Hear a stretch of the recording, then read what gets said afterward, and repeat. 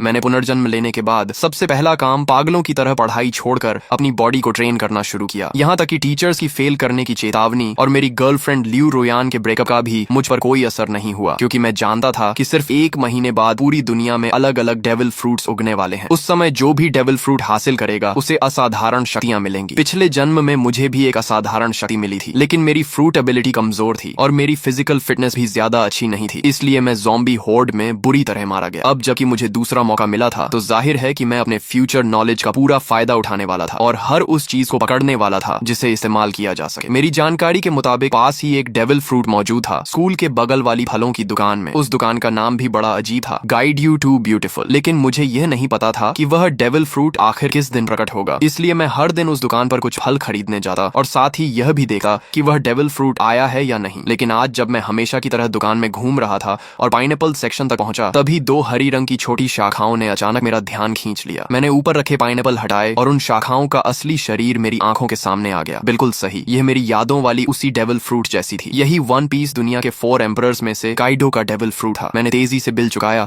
और बाकी फलों से भरा एक बैग भी उठा लिया ताकि किसी को शक न हो। जैसे ही मैं दुकान से बाहर निकला, सामने एक मजबूत शरीर वाला मध्यम उम्र का आदमी दिखाई दिया। वही आदमी जो पिछले जन्म में अज़्योर ड्रैगन फ्रूट का मालिक बना था। मैंने मन ही मन राहत की सांस ली। अगर मैं थोड़ी देर और कर देता तो ये फ्रूट उसी के हाथ लग जाती। हॉस्टल लौटे ही मैंने एक पल की भी देरी नहीं की और अज़्योर ड्रैगन फ्रूट को उठाकर सीधे एक बड़ा काट लिया। उसका स्वाद ऐसा था जैसे किसी ने सूखे पानी के टैंक और गंदगी के गड्ढे को मिलाकर उसमें सड़ी हुई पोछे की कपड़े को घुमा दिया हो और फिर सीधे मुंह में ठूंस दिया हो। इतनी गंदी टेस्ट थी कि मैं लगभग वहीं उल्टी कर देता, लेकिन मैंने खुद को रोका और किसी तरह उस गूदे को निगल लिया। फिर मैंने दिल मजबूत करके उसका बचा हुआ छिलका, बीज और वह छोटी बैंगनी शाखा भी निगल ली। काफी देर बाद मैंने गहरी सांस ली। अब चमत्कार का बीज बोया जा चुका था, बाकी सिर्फ इंतजार करना था। इसके बाद मैंने मोबाइल निकाला और शॉर्ट वीडियोस तथा फोरम ब्राउजिंग शुरू कर दी। कई प्लेटफॉर्म देखने के बाद मैंने एक आईडी सर्च की और पहला वीडियो खोला। भाइयों, देख रहे हो, ये थंडर फ्रूट है। कमेंट सेक्शन में बोली लगाओ, जो ज्यादा कीमत देगा उसे मिलेगा। ये देखकर मेरा दिल तेज धड़कने लगा। हालांकि अज़्योर ड्रैगन फ्रूट मैं पहले ही खा चुका था और दूसरा डेविल फ्रूट नहीं खा सकता था, लेकिन जब अपोकलिप्स आएगा और सभी लोग इसकी असली कीमत जान जाएंगे, तब करोड़ों रुपए देकर भी एक फ्रूट नहीं मिलेगी। ये सबसे महत्वपूर्ण ट्रेडिंग रिसोर्स थी और अगर ट्रेडिंग में इस्तेमाल न भी करूं तो मैं इसे अपने माता पिता या अपनी बहन को खिला सकता था। वैसे भी दूसरी फ्रूट खाने की संभावना पूरी तरह खत्म नहीं हुई थी, बस उसके लिए ताकत और किस्मत दोनों चाहिए थी। मैंने कमेंट सेक्शन में कुछ नहीं लिखा, बल्कि सीधे उस पीले बालों वाले लड़के वांग तियानची को प्राइवेट मैसेज भेजा। भाई, ये फ्रूट बहुत बढ़िया बनाई है, बिल्कुल असली जैसी लग रही है, मैं इसे खरीदना चाहता हूँ। कमेंट सेक्शन वाले लोग सिर्फ मजाक कर रहे हैं, जो कीमत चाहिए सीधे बताओ, अगर सही लगी तो तुरंत खरीद लूंगा। उसने जवाब दिया, भाई ये सचमुच डेविल फ्रूट है, इसकी कीमत 15 लाख है। मैंने कहा, अगर ये सच में डेविल फ्रूट है तो तुम खुद क्यों नहीं खा लेते? अगर बेचने का इरादा है तो सामान्य कीमत बताओ, नहीं तो मैं तुम्हें ब्लॉक कर दूंगा। वह बोला, ठीक है 1 लाख। मैंने कहा 1000 फाइनल प्राइस। तुम्हारे जैसे कलेक्टिबल मॉडल की यही असली कीमत है। वह थोड़ा निराश हुआ, सोचा था ज्यादा पैसे ठग लूंगा, लेकिन 1000 भी ठीक है, कुछ दिन मौज हो जाएगी। मैंने कहा, ठीक है, पैसे दूंगा और सामान ले लूंगा। फिर मैंने पूछा, तुम कोई दुकान वाले नहीं हो? अगर मैं पैसे दे दूं और तुम सामान न भेजो तो पता दो, मैं आमने सामने डील करूंगा। उसने हंसकर कहा, सामने ही सही, क्या कर लोगे? उसने पता भेज दिया। फ्रूट मिलने के बाद मैं पूरी रफ्तार से निकल पड़ा और 2.5 घंटे में उसके बताए हुए छोटे शहर के स्टेशन पहुंच गया। मैंने पूछा, तुम वही हो जो डेविल फ्रूट बेच रहे थे? पेमेंट QR कोड दो, पहले फ्रूट देखूंगा फिर पैसे दूंगा। वह बोला, पहले पैसे फिर सामान। क्या तुम्हें लगता है मैं भाग जाऊंगा? मैंने कहा, यह तुम्हारा इलाका है। उसने सोचा और माना कि बात सही है, इस इलाके में उसकी थोड़ी बहुत पहचान थी। अगर मैं पैसे न देता तो वह एक फोन करता और उसके दोस्त मिनटों में पहुंच जाते। जब उसने बैग मेरी तरफ बढ़ाया तो मेरे हाथ तक कांप रहे थे। मैंने फ्रूट निकाली और मेरा दिल जोर जोर से धड़कने लगा। कोई गलती नहीं थी, ये असली डेविल फ्रूट थी। मैंने बिना समय गंवाए तुरंत 1000 रुपए ट्रांसफर कर दिए, फ्रूट को संभाला और वापस निकल पड़ा। अगर इस बेकार जगह से ट्रेन चलती होती तो मैं उसी समय घर लौट जाता। वापसी के रास्ते में मैं मोबाइल पर शॉर्ट वीडियोस देख रहा था कि अचानक एक वीडियो ने मेरा ध्यान खींच लिया। हाल ही में कई लोग अचानक बेहोश हो रहे हैं और लोगों के शरीर पर अजीब अजीब धब्बे दिखाई देने लगे हैं। एक्सपर्ट्स का कहना था कि यह संभवतः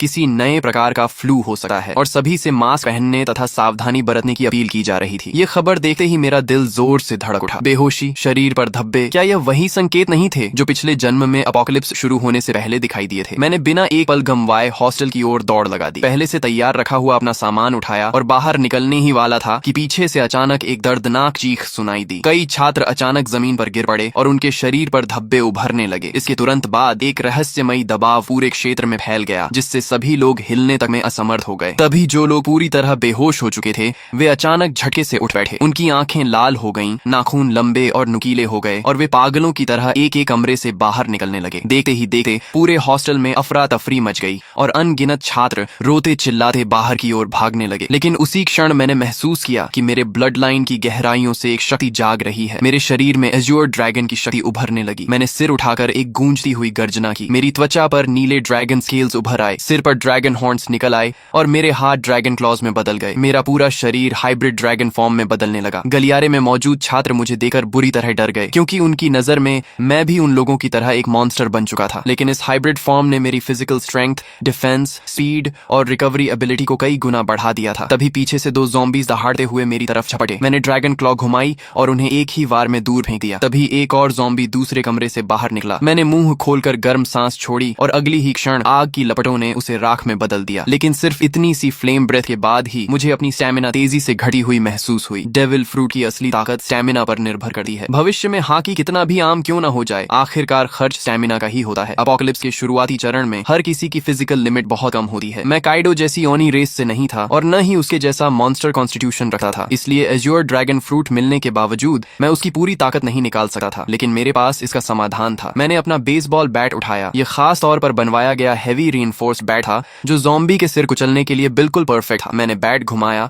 और उस पर बिजली की लहरें दौड़ने लगी। एज्योर ड्रैगन फ्रूट हवा, आग और बिजली तीनों एलिमेंट्स को कंट्रोल कर सकता था। भले ही इसकी ताकत लोजिया फ्रूट्स जितनी ना हो, लेकिन अटैक एनहांस करने के लिए यह काफी थी। मैं गलियारे में ज़ॉम्बीज का सफाया करता हुआ आगे बढ़ता गया और जल्दी ही बाकी छात्रों का ध्यान मेरी तरफ गया। लगातार ज़ॉम्बीज को खत्म करने की वजह से उन्हें भागने और सांस लेने का मौका मिल रहा था। बिजली से घिरा मेरा बेसबॉल बैट सचमुच थंडर बागवा जैसा लग रहा था। लगभग हर ज़ॉम्बी मेरे सामने एक ही वार में खत्म हो रहा था। लेकिन मैं इस कत्लेआम के रोमांच में नहीं डूबा। लड़ते हुए मैं तेजी से नीचे की ओर बढ़ता रहा। मेरा पहला लक्ष्य था किसी भी कीमत पर घर पहुंचना, ताकि इस जन्म में मेरे माता पिता और मेरी छोटी बहन को फिर कभी अपमान और अत्याचार न सहना पड़े। दूसरा लक्ष्य था जितनी जल्दी हो सके 100 ज़ॉम्बीज मारना, क्योंकि जो व्यक्ति अकेले 100 ज़ॉम्बीज खत्म करता उसके लिए डिवाइन स्पेस खुल जाती थी। वहां से मैं 3 कलर हाकी की ट्रेनिंग मेथड प्राप्त कर सकता था और अपनी ताकत तेजी से बढ़ा सकता था। एज्योर ड्रैगन उड़ सकता था, लेकिन मेरी मौजूदा स्टैमिना इतनी नहीं थी कि मैं उड़कर घर पहुंच सकूं। इसलिए मैं लोहे के बैट को घुमाते हुए एज्योर ड्रैगन वॉर गॉड की तरह आगे बढ़ता गया। मेरे पीछे बड़ी संख्या में छात्र जमा हो गए जो मेरे पीछे पीछे निकलना चाहते थे, लेकिन उन्हें नहीं पता था कि अपोकलिप्स में कहीं भी सेफ प्लेस नहीं होती। कई बार हॉस्टल का दरवाजा बंद करके अंदर छिपे रहना ज्यादा समय तक जिंदा रख सकता था। जब मैं हॉस्टल से बाहर निकला तो नीचे का दृश्य देखकर मेरी आंखें सिकुड़ गईं। यह स्कूल कभी एक मास ग्रेवयार्ड हुआ करता था। कैंपस में यह अफवाह मशहूर थी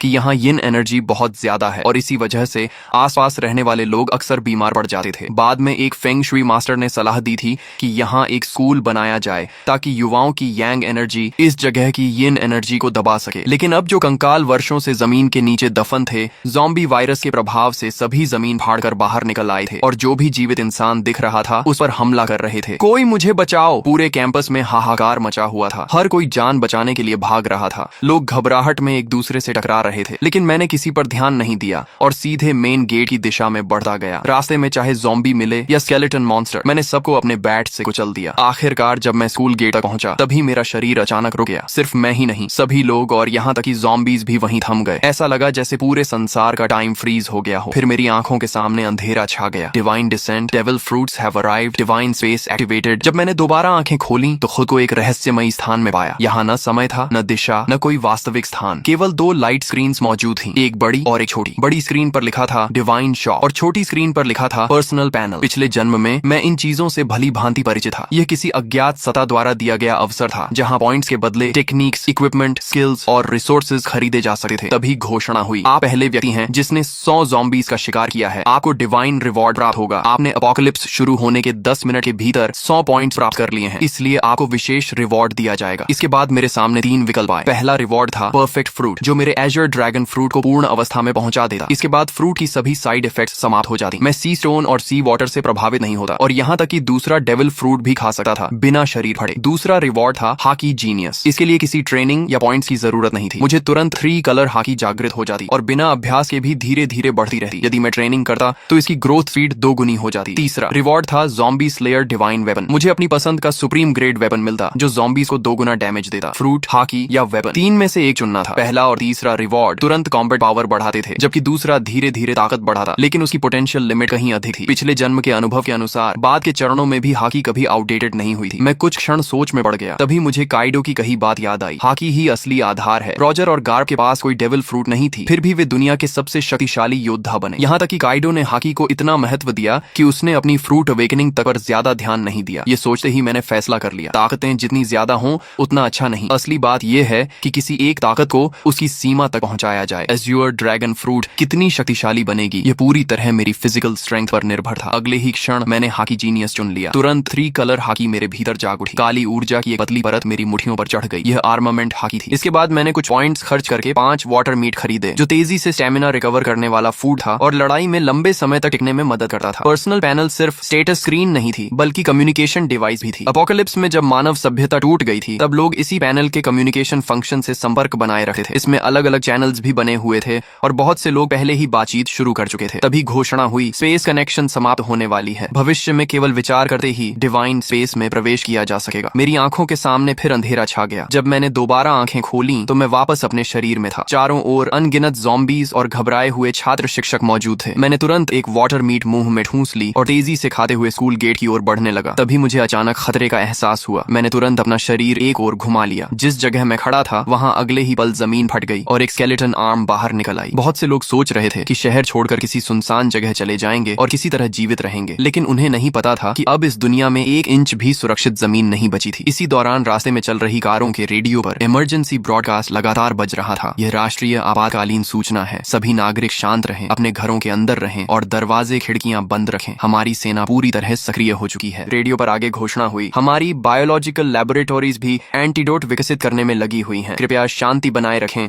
और घबराहट में कोई गलत कदम न उठाएं। लेकिन मैं जानता था कि सच्चाई इससे कहीं ज्यादा भयावह है। ज़ॉम्बी वायरस की पहली लहर हवा के जरिए फैलती थी और जिन लोगों की फिजिकल कॉन्स्टिट्यूशन कमजोर होती थी वे सबसे पहले संक्रमित होते थे। इसी वजह से हॉस्पिटल्स और ओल्ड एज होम्स संक्रमण के सबसे बड़े केंद्र बन गए थे। अपोकलिप्स शुरू होने के बाद वायरस का मुख्य संक्रमण तरीका ब्लड ट्रांसमिशन बन जाता था। ऐसी स्थिति में सेना के जवान, जिनकी फिजिकल फिटनेस सबसे अच्छी होती थी, उनके संक्रमित होने की संभावना बहुत कम रहती थी। इसलिए अपोकलिप्स की शुरुआत में मिलिट्री अभी भी कुछ हद तक प्रभावी रहती थी, लेकिन मैं जानता था कि यह ज्यादा समय तक नहीं चलेगा। अगर सेना तेजी से ज़ॉम्बीज को खत्म करना चाहती तो उसे गन्स और अन्य फायर आर्म्स का इस्तेमाल करना पड़ता, लेकिन ऐसा करने पर उन्हें पॉइंट्स नहीं मिलते। पॉइंट्स के बिना वे मजबूत नहीं बन सकते थे। दूसरी तरफ ज़ॉम्बीज लगातार विकसित होते जाते और आखिरकार ऐसे स्तर पर पहुंच जाते जहां सामान्य फायर आर्म्स भी उनके सामने बेअसर हो जाती। जैसे जैसे ज़ॉम्बीज मजबूत होते, सेना कमजोर पड़ती जाती और समाज का पतन तेजी से होने लगा। इसलिए इस अपोकलिप्स में असली उम्मीद सिर्फ एक ही थी, हर इंसान को योद्धा बनना होगा और खुद ज़ॉम्बीज से लड़ना होगा। यह एक ऐसी सर्वाइवल कंपटीशन थी जिसमें केवल योग्य और शक्तिशाली लोग ही आगे बढ़ सकते थे। मेरी कार तेज रफ्तार से सड़क पर दौड़ रही थी। रास्ते में अगर कोई ज़ॉम्बी सामने आ भी जाता तो मैं ब्रेक लगाने की बजाय उसे सीधा टक्कर मारकर आगे निकल जाता। तभी अचानक मेरा फोन बज उठा। कॉल उठाते ही दूसरी तरफ से मेरी छोटी बहन की घबराई हुई आवाज सुनाई दी, भैया आप कहाँ हो? बाहर बहुत सारे ज़ॉम्बीज हैं, बहुत डर लग रहा है। मैंने तुरंत पूछा, मैं ठीक हूँ, तुम कैसी हो? मम्मी पापा ठीक है ना? उसने राहत की सांस लेते हुए कहा, मम्मी ने आपकी बात मानकर पहले ही छुट्टी ले ली थी और मुझे स्कूल से घर ले आई थी। पापा अभी हॉस्पिटल में हैं। उन्होंने कहा है कि उन्होंने ऑफिस लॉक कर लिया है और फिलहाल सुरक्षित हैं। भैया आप तो सचमुच भविष्यवक्ता निकले। अगर आपने मम्मी को जबरदस्ती छुट्टी लेने के लिए न कहा होता तो शायद हम अभी बाहर ही मर चुके होते। पिछले 1 महीने से मेरी बहन औचिंग बहुत हैरान थी, क्योंकि मैं हर दिन बड़ी मात्रा में डेली नेसेसिटीज घर भेज रहा था। जब भी परिवार पूछता कि इतना सामान क्यों जमा कर रहा हूँ, मैं कोई जवाब नहीं देता था। उन्हें यह भी नहीं पता था कि मेरे पास इतना पैसा आया कहाँ से। असल में मेरे पास कोई पैसा नहीं था। सिर्फ 1 महीने में इतना कमाना भी असंभव था। लेकिन जब अपोकलिप्स आने ही वाला था तो मुझे कर्ज लेने से डरने की क्या जरूरत थी। मैंने लगभग हर ऑनलाइन प्लेटफॉर्म से लोन ले लिया था। अगर माता पिता को समझाने की समस्या न होती तो शायद मैं घर तक गिरवी रख देता। हालांकि डिवाइन स्पेस के मौजूद होने के कारण बहुत ज्यादा रिसोर्सेज जमा करने की जरूरत भी नहीं थी। यह सामान सिर्फ इमरजेंसी के लिए था। हम बात ही कर रहे थे कि सामने एक लग्जरी कार अचानक रास्ते में कूद पड़े ज़ॉम्बी से बचने की कोशिश में पलट गई। उसी पल एक भयानक चेन कलिजन शुरू हो गई। पीछे आ रही कई गाड़ियां एक दूसरे से टकरा गईं और कुछ ही सेकंड में सड़क पर तबाही मच गई। कई लोग वहीं मारे गए, लेकिन मैं पहले से जानता था कि ऐसा होगा। अब रुकना संभव नहीं था। मैंने तुरंत अपना बैकपैक और बेसबॉल बैट पकड़ा, एज्योर ड्रैगन फॉर्म में बदल गया और कार की छत तोड़कर सीधे आसमान में उड़ गया। बादलों और धुंध ने मेरे विशाल ड्रैगन बॉडी को ऊपर उठाया और मैं तेजी से आसमान की ओर बढ़ गया। यह चमत्कारी दृश्य देखकर सड़क पर मौजूद सभी लोग स्तब्ध रह गए। पहले से भयानक कार एक्सीडेंट अब और भी ज्यादा अराजक हो गया, लेकिन मुझे नीचे हो रहे हंगामे से कोई मतलब नहीं था। मैं सीधे बादलों के बीच घुस गया और अपने घर की दिशा में उड़ने लगा। बीच बीच में मैं बैकपैक से वाटर मीट निकाल कर खाता ताकि स्टेमिना रिकवर होती रहे। मेरी मौजूदा ताकत इतनी नहीं थी कि मैं लगातार लंबे समय तक उड़ सकूं। आखिरकार जब सारी वाटर मीट खत्म हो गई तो मुझे जमीन पर उतरना पड़ा और मैं वापस ह्यूमन फॉर्म में बदल गया। मैंने आसपास नजर दौड़ाई। फिलहाल वहां कोई ज़ॉम्बी दिखाई नहीं दे रहा था। मैंने तुरंत डिवाइन स्पेस में प्रवेश किया और फिर से 5 वाटर मीट एक्सचेंज कर ली और उन्हें बैकपैक में भर लिया। इस समय मेरे बैकपैक में सिर्फ 5 वाटर मीट और एक थंडर फ्रूट ही। एक वाटर मीट खाने के बाद मैंने दोबारा उड़ान नहीं भरी, क्योंकि वाटर मीट स्टेमिना तो रिकवर कर सकती थी, लेकिन अगर लगातार उसी पर निर्भर रहा जाए तो स्टेमिना कंजम्पशन और तेज हो जाती थी। साथ ही मेंटल फटीग को यह बिल्कुल रिकवर नहीं कर सकती थी। मैंने मैप खोला और अपनी स्थिति देखी। मुझे किसी हाईवे तक पहुंचना था और वहां से एक व्हीकल हासिल करनी थी। दिशा तय करने के बाद मैं फिर से एज्योर ड्रैगन में बदल गया। इस बार मैं सिर्फ 10 मिनट तक उड़ा और जल्द ही नीचे एक हाईवे दिखाई देने लगी, जहां अनगिनत व्हीकल्स तेज रफ्तार से दौड़ रही थी। मेरा लक्ष्य था कोई मजबूत ऑफ रोड एसयूवी ढूंढना। नीचे सड़क पर मौजूद कई लोगों ने आसमान में उड़ते एज्योर ड्रैगन को देख लिया था। तुरंत लोगों ने अपने फोन्स निकालकर वीडियो बनाना शुरू कर दिया और उसे डिवाइन स्पेस के कम्युनिकेशन चैनल पर अपलोड कर दिया। दोस्तों, मैंने ड्रैगन देखा है, बहुत बड़ा एज्योर ड्रैगन, कम से कम 10 मीटर लंबा होगा, किसी ने लिखा। दूसरे ने जवाब दिया, ये जरूर काइडो का एज्योर ड्रैगन फ्रूट होगा। पता नहीं किस लकी आदमी को इतनी ताकतवर मिथिकल बीस्ट फ्रूट मिल गई। तभी किसी और ने लिखा, मुझे भी कभी थंडर फ्रूट मिली थी, लेकिन मैंने उसे नकली समझकर बेच दिया। ये मैसेज लिखने वाला वही पीले बालों वाला हुआंग तियंची था। उसे अब पछतावे से खुद को मार लेने का मन कर रहा था। आखिर उसने असली थंडर फ्रूट सिर्फ 1000 रुपए में बेच दी थी। जीजू से यूजो जाने वाले हाईवे के ऊपर उड़ते हुए मैं आखिरकार एक बेहद मजबूत दिखने वाली ऑफ रोड एसयूवी पर नजर टिकाने ही वाला था। मैं नीचे उतरकर राइड लेने की तैयारी कर रहा था कि तभी मेरी नजर सड़क किनारे खड़े एक विशाल पेड़ पर पड़ी। वहां किसी चीज की हल्की लेकिन रहस्यमयी चमक टिमटिमा रही थी। मैंने पहले ही अनुमान लगाया था कि दुनिया में प्रकट होने वाले अधिकांश डेविल फ्रूट्स जोन टाइप के होंगे। हालांकि मिथिकल बीस्ट फ्रूट्स भी उतने दुर्लभ नहीं थे जितना लोग सोचते थे। आखिर दुनिया की हर संस्कृति और हर सभ्यता में अनगिनत मिथिकल क्रीचर्स, डिवाइन बीस्ट्स और डीमोनिक मॉन्स्टर्स मौजूद थे। उन सभी के आधार पर नई मिथिकल बीस्ट फ्रूट्स जन्म लेने वाली थी। लेकिन भले ही मिथिकल फ्रूट्स की संख्या बढ़ जाए, फिर भी वे सबसे शक्तिशाली फ्रूट्स में गिनी जाती थी। मैंने अपने ड्रैगन क्लॉ से उस चमकती हुई फ्रूट को तोड़ा और उसे पीछे लटके बड़े बैकपैक में रख लिया। जब मेरे पॉइंट्स 1000 तक पहुंच जाएंगे, तब डिवाइन स्पेस में एक नया फंक्शन अनलॉक होगा, डेविल फ्रूट आइडेंटिफिकेशन। उसकी मदद से मैं किसी भी फ्रूट की एबिलिटी पहले से जान सकता था और किसी बेकार फ्रूट को खाने से बच सकता था। हालांकि यह सुविधा बहुत महंगी थी। हर आइडेंटिफिकेशन के लिए पूरे 1000 पॉइंट्स खर्च करने पड़ते थे। मैं दोबारा उस ऑफ रोड एसयूवी का पीछा करने ही वाला था कि अचानक आगे चल रहा एक बड़ा ट्रक बुरी तरह पलट गया। उसी पल उसके अंदर से 3 ज़ॉम्बीज बाहर निकले और आसपास की गाड़ियों पर हमला करने लगे। लेकिन उस समय किसी के पास रुकने का साहस नहीं था। एक ड्राइवर ने एक्सेलरेटर पूरी ताकत से दबाया और सीधे ज़ॉम्बीज के ऊपर गाड़ी चढ़ा दी। फिर वह गाड़ी को दाएं बाएं घुमाकर ज़ॉम्बीज को गिराने की कोशिश करने लगा। उसकी इस हरकत ने तुरंत एक और चेन एक्सीडेंट पैदा कर दिया। मैंने उधर सिर्फ एक नजर डाली और फिर पलटे हुए ट्रक के पास उतर गया। ह्यूमन बीस्ट फॉर्म में बदलकर मैंने ट्रक के किनारे को पकड़ लिया और एज्योर ड्रैगन की विशाल शक्ति का इस्तेमाल करते हुए उसे जबरदस्ती सीधा खड़ा कर दिया। एज्योर ड्रैगन फ्रूट द्वारा दी गई स्ट्रेंथ वास्तव में भयावह थी। इसके बाद मैं ट्रक के अंदर घुसा और खुद उसे चलाने लगा। जब धीरे धीरे मुझे एहसास हुआ कि वे सभी मेरी ट्रक के पीछे पीछे चल रही हैं। मैंने रियर व्यू मिरर में यह दृश्य देखा, लेकिन मुझे इससे कोई फर्क नहीं पड़ा। जब तक वे मेरे काम में रुकावट नहीं डालते, उन्हें मेरे पीछे आने से कोई समस्या नहीं थी। रास्ते भर बार बार एक्सीडेंट्स होते रहे। मैं समय समय पर ट्रक से उतरता, ज़ॉम्बीज को खत्म करता और सड़क साफ करता। तभी एक मोटा और अमीर दिखने वाला मध्यम उम्र का आदमी मुस्कुराते हुए मेरे पास आया और बोला, अगर आप मेरी सुरक्षा करेंगे तो मैं आपको जितना पैसा चाहिए उतना दे सकता हूँ। मैंने उसकी तरफ ठंडी नजर से देखा और कहा, एक कदम और आगे बढ़ाया तो मरोगे। वह आदमी इतना डर गया कि अनजाने में वहीं घुटनों के बल बैठ गया। उस समय मेरी ड्रैगन फॉर्म और उससे निकल रही किंगली ऑरा उसे ऐसे महसूस हो रही थी जैसे उसके सामने कोई सर्वोच्च शासक खड़ा हो। मेरी हल्की सी कॉन्करर्स हाकी ने आसपास खड़े कई लोगों को डर से जड़ कर दिया। फिर भी मौत का डर इंसान से कुछ भी करवा सकता है। एक बेहद खूबसूरत मैच्योर वुमन हिम्मत करके मेरे पास आई। अपोकलिप्स के बीच भी उसने खुद को बेहद आकर्षक तरीके से सजाया हुआ था। उसने मुस्कुराते हुए कहा, हैंडसम, क्या आप मुझे अपने साथ ले जा सकते हैं? आप मेरे साथ जो चाहें कर सकते हैं। मैंने बिना भाव बदले सिर्फ एक शब्द कहा, दफा हो जाओ। मैं अभी अपनी ड्रैगन एबिलिटी हटाकर ट्रक में चढ़ने ही वाला था कि तभी एक लंबा चौड़ा ताकतवर आदमी तेजी से मेरी तरफ आया। उसने देखा कि मैं रुकने वाला नहीं हूँ तो जल्दी जल्दी बोला, सर, मैंने भी बहुत सारी अपोकलिप्स नॉवेल्स पढ़ी हैं। आप इतने शक्तिशाली हैं, लेकिन क्या आपको बेस बिल्ड करने के लिए लोगों की जरूरत नहीं पड़ेगी? मेरा नाम लिन कुई है। मेरे पास कोई खास टैलेंट नहीं है, लेकिन ताकत बहुत है। मैं एक कॉम्बैट कोच हूँ और निश्चित रूप से आपके काम आ सकता हूँ। मैं रुक गया और उसकी तरफ देखने लगा। थोड़ी पर हाथ रखकर कुछ देर सोचता रहा। उसकी बात गलत नहीं थी। सिविलाइजेशन और सोशल ऑर्डर जल्द ही पूरी तरह खत्म होने वाले थे। अगर मुझे अपोकलिप्स में लंबे समय तक जीवित रहना था तो मुझे अपना खुद का सेफ बेस बनाना पड़ेगा। ज़ॉम्बीज की ग्रोथ स्पीड बहुत तेज थी। अकेले मेरे लिए हर समय अपने परिवार की रक्षा करना मुश्किल था। जब लिन कुई ने देखा कि मैं सोच रहा हूँ तो उसके चेहरे पर खुशी छा गई। उसने बिना देर किए अपना सामान, अपनी कार और बाकी सब कुछ वहीं छोड़ दिया। उसे डर था कि अगर उसने एक पल भी देरी की तो मैं उसे छोड़कर चला जाऊंगा। वह इतना सावधान था कि फ्रंट सीट पर बैठने की हिम्मत भी नहीं कर सका। अपनी फिजिकल फिटनेस का इस्तेमाल करते हुए सीधे ट्रक के पीछे वाले कार्गो एरिया में चढ़ गया। लिन कुई की सफलता देकर बाकी लोगों को भी उम्मीद नजर आने लगी। उन्हें लगा कि मैं पूरी तरह निर्दयी नहीं हूँ। तभी वह अमीर मध्यम उम्र का आदमी फिर कुछ कहने ही वाला था कि मैंने उसे बीच में रोक दिया। अगर मैं लोगों को भर्ती भी करूंगा तो किसी को सिर्फ उसके शब्दों पर नहीं चुनूंगा। शुरुआती चरण में एक आदमी ही काफी है और उसकी लॉयल्टी भी अभी साबित नहीं हुई है, उसे समय के साथ परखा जाएगा। तभी वह खूबसूरत महिला फिर आगे आई और दृढ़ आवाज में बोली, कृपया मुझे एक मौका दीजिए, मेरी क्षमता और मेरी जान दोनों आपके लक्ष्य पूरे करने के लिए समर्पित रहेंगी। उसकी आंखों में झलकता दृढ़ निश्चय देकर मुझे एहसास हुआ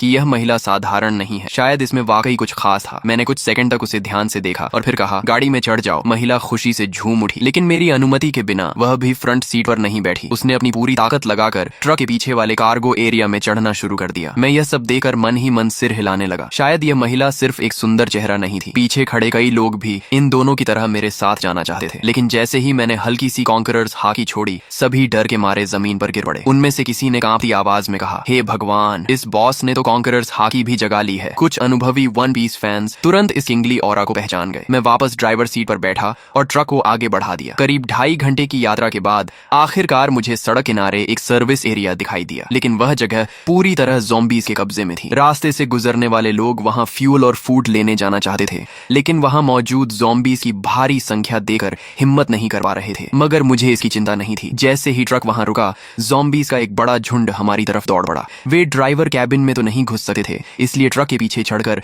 लिन कुई और उस महिला पर हमला करने की कोशिश करने लगे। दोनों डरकर कार्गो एरिया के अंदर दुबक गए और सिर तक बाहर निकालने की हिम्मत नहीं कर पाए। मैं ट्रक से उतरा, ह्यूमन बीस्ट फॉर्म में बदला और बेसबॉल बैट घुमाते हुए कुछ ही सेकंड में ट्रक पर चढ़ रहे कई ज़ॉम्बीज़ के सिर कुचल दिए। तभी मुझे एहसास हुआ कि पीछे पीछे आ रहा पूरा व्हीकल कॉन्वॉय भी इस सर्विस एरिया तक पहुंच चुका था। वे लोग चाहते थे कि मैं ज़ॉम्बीज़ को खत्म कर दूं ताकि वे आराम से फ्यूल और सप्लाईज ले सकें। लेकिन जैसे ही उनकी गाड़ियां वहां पहुंची, अगले ही पल ज़ॉम्बीज़ का विशाल झुंड उन गाड़ियों की ओर टूट पड़ा और मजबूर होकर वह पूरा व्हीकल कॉन्वॉय सर्विस एरिया छोड़कर आगे निकल गया। उधर मैं एक एक वार में ज़ॉम्बीज़ को खत्म करता गया और कुछ ही देर में पूरे सर्विस एरिया को साफ कर दिया। सिर्फ एक ज़ॉम्बी मैंने लिनकुई के लिए छोड़ी ताकि वह प्रैक्टिस कर सके। आखिर वह एक कॉम्बैट कोच था, इसलिए उसकी स्ट्रेंथ, स्पीड और कॉम्बैट रिफ्लेक्सेस वाकई अच्छे थे। जब तक मैं फ्यूल भरकर लौटा, तब तक उसने भी उस ज़ॉम्बी को सफलतापूर्वक मार गिराया था। सप्लाईज इकट्ठा करने के बाद मैंने आखिरकार उस छिपाव पहने खूबसूरत महिला का नाम पूछा। हालांकि वह दिखने में पतली दुबली थी और पहली नजर में ज्यादा उपयोगी नहीं लगती थी, लेकिन जब से वह मेरी ट्रक पर चढ़ी थी, उसने खुद को काफी अच्छा साबित किया था। ज़ॉम्बीज़ के ट्रक पर चढ़ने के दौरान भी उसने चीख पुकार नहीं मचाई थी। इससे मेरे मन में उसके लिए सम्मान थोड़ा और बढ़ गया। जैसे ही मैंने उसका नाम पूछा, उसने तुरंत जवाब दिया, मेरा नाम लियू मेंग कियन है। मैंने कहा, अब से फ्रंट सीट पर बैठो, ट्रक के कार्गो एरिया में चढ़ने की जरूरत नहीं है। ये सुनते ही उसने सिर झुकाकर कहा, जी मास्टर। उसके मुंह से निकला यह संबोधन मुझे फिर से चौंका गया। उसने मेरा नाम तक नहीं पूछा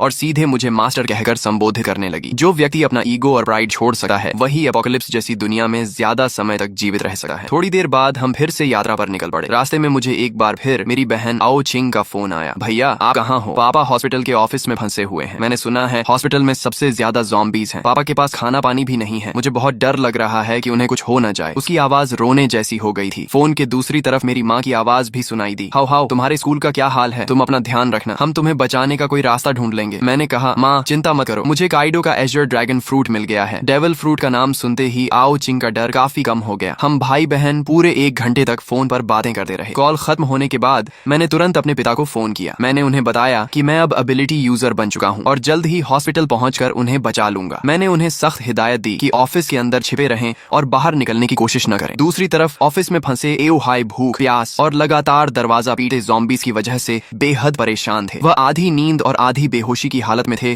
कि तभी मेरा फोन आया। मेरा नाम देखते ही उनमें जान आ गई। जब मैंने उन्हें वीडियो कॉल की और उन्होंने मुझे ड्रैगन ह्यूमन फॉर्म में ज़ॉम्बीज़ का सफाया करते देखा, तब जाकर उनके दिल को सुकून मिला। उन्होंने मुझे अपने ऑफिस का रास्ता बताया। मैं तेजी से हॉस्पिटल के एक कोने में बने ऑफिस तक पहुंच गया। वहां 12 ज़ॉम्बीज़ लगातार दरवाजा तोड़ने की कोशिश कर रहे थे। दरवाजे में कई बड़े छेद भी हो चुके थे। अगर अंदर से टेबल्स और चेयर्स लगाकर उसे ब्लॉक न किया गया होता तो ज़ॉम्बीज़ कब के अंदर घुसकर पापा को टुकड़े टुकड़े कर चुके होते। मैंने बेसबॉल बैट घुमाई और कुछ ही सेकंड में उन सभी ज़ॉम्बीज़ के सिर तोड़ डाले। फिर एक जोरदार किक मारकर ऑफिस का दरवाजा खोल दिया। अंदर मौजूद पापा की हालत जरूर खराब थी, लेकिन वे पूरी तरह सुरक्षित थे। मेरे लिए यही सबसे बड़ी खुशखबरी थी। एओ हाई वाटर मीट खाते हुए बोले, तो ये वही डेविल फ्रूट एबिलिटी है जिसके बारे में तुम और आओ चिंग बात कर रहे थे। ऑफिस में फंसे रहने के दौरान उन्होंने डिवाइन स्पेस के कम्युनिकेशन चैनल्स में बहुत सारे वीडियोस और डिस्कशंस देख लिए थे, इसलिए उन्हें वन पीस और डेविल फ्रूट्स के बारे में कुछ जानकारी हो गई थी। मैं हंस पड़ा और एक और अंदर घुसे ज़ॉम्बी का सिर बैट से कुचलते हुए बोला, कैसा लगा आपका बेटा? कूल है ना? आओ हाई मुस्कुराकर बोले, बहुत कूल है बदमाश। अपोकलिप्स शुरू होने के बाद उन्होंने अपनी आंखों से अनगिनत लोगों को ज़ॉम्बीज़ के हाथों मरते देखा था। ऐसे में उनका पूरा परिवार अभी तक सुरक्षित था। यही उनके लिए सबसे बड़ी खुशी थी। हॉस्पिटल से बाहर निकलते समय मैंने देखा कि कई बिल्डिंग्स के दरवाजों और खिड़कियों के पीछे लोग छिपे हुए बाहर झांक रहे थे। जब उन्होंने एओ हाई को एक ड्रैगन मैन के साथ जाते देखा और यह भी देखा कि वह ड्रैगन मैन कितनी आसानी से ज़ॉम्बीज़ को मार रहा है, तो कई लोग मदद के लिए चिल्लाने लगे, ओल्ड हाई, हमें भी बचा लो। आओ हाई के चेहरे पर दया की झलक दिखाई दी। उन्होंने कहा, हाओ, इन्हें भी बचा लो, ये सब मेरे कॉलीग्स हैं, बहुत बेचारे हैं। मैंने ठंडे स्वर में जवाब दिया, बचाकर क्या करूंगा? क्या मैं इन्हें एक एक करके इनके घर भी छोड़ूंगा? और अगर घर पहुंच भी गए तो क्या वे निश्चित रूप से जिंदा रह पाएंगे? मैंने उनकी पुकारों को अनसुना किया और पापा को लेकर आगे बढ़ गया। रास्ते में हम उस कमरे के पास पहुंचे जहां लिन कुई और लियू मेंकियन छिपे हुए थे। मैंने दरवाजे पर हमला कर रहे ज़ॉम्बीज़ को खत्म किया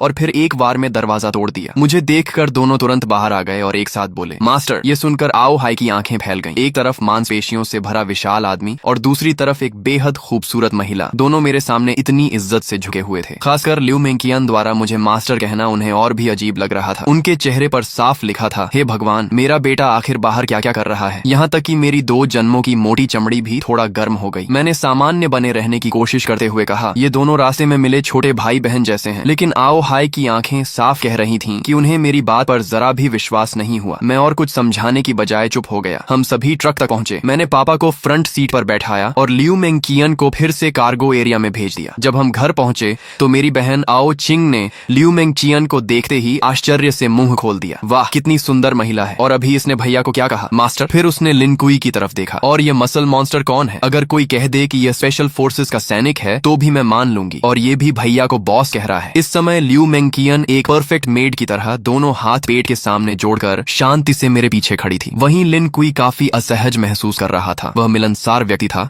लेकिन यह उसके बॉस का परिवार था, इसलिए उसे समझ नहीं आ रहा था कि कैसे व्यवहार करे। आखिर मेरी माँ लियू यून ने स्थिति संभाली और मुस्कुराते हुए कहा, सबको भूख लगी होगी ना? जैसे ही उन्हें पता चला था कि मैं और पापा लौट रहे हैं, उन्होंने सोना छोड़ दिया और पूरी रात खाना बनाने में लगा दी थी ताकि हम दोनों गरम खाना खा सकें। लेकिन उन्हें यह उम्मीद नहीं थी कि मैं 2 और लोगों को साथ ले आऊंगा, इसलिए खाना थोड़ा कम पड़ रहा था। अच्छी बात यह थी कि मैंने पहले से बहुत सारे कैंड फूड्स जमा कर रखे थे। कुछ कैंस खोलकर माँ ने पूरा बड़ा डिनर तैयार कर दिया। जब मैंने देखा कि लिन कुई और लियू मेंकियन अभी भी किनारे खड़े हैं तो मैंने उन्हें भी खाने के लिए बुलाया। लिन कुई आगे बढ़ने ही वाला था कि लियू मेंकियन बोली, मुझे थोड़ा कैंड फूड दे दीजिए, मैं मास्टर के साथ एक ही टेबल पर नहीं बैठ सकती। ये सुनते ही कमरे में मौजूद सभी लोग स्तब्ध रह गए। आओ चिंग की नजरें मेरे और लियू मेंकियन के चेहरे पर बार बार घूमने लगी। फिर शरारती मुस्कान के साथ बोली, अब मैं समझ गई, इसे फ्लर्टिंग कहते हैं। उसकी बात पूरी होने से पहले ही मैंने उसके सिर पर हल्का सा नॉक मार दिया। वह दर्द से आंखों में आंसू भरकर मेरा हाथ पकड़कर काटने लगी। डिनर खत्म होने के बाद मैंने बैकपैक से 2 डेविल फ्रूट्स निकाली। मेरे पास अभी 2 डेविल फ्रूट्स हैं, एक थंडर फ्रूट है और दूसरी की एबिलिटी अभी पता नहीं है। तुम लोग इनमें से खा लो। यह सुनकर लिन कुई और लियू मेंकियन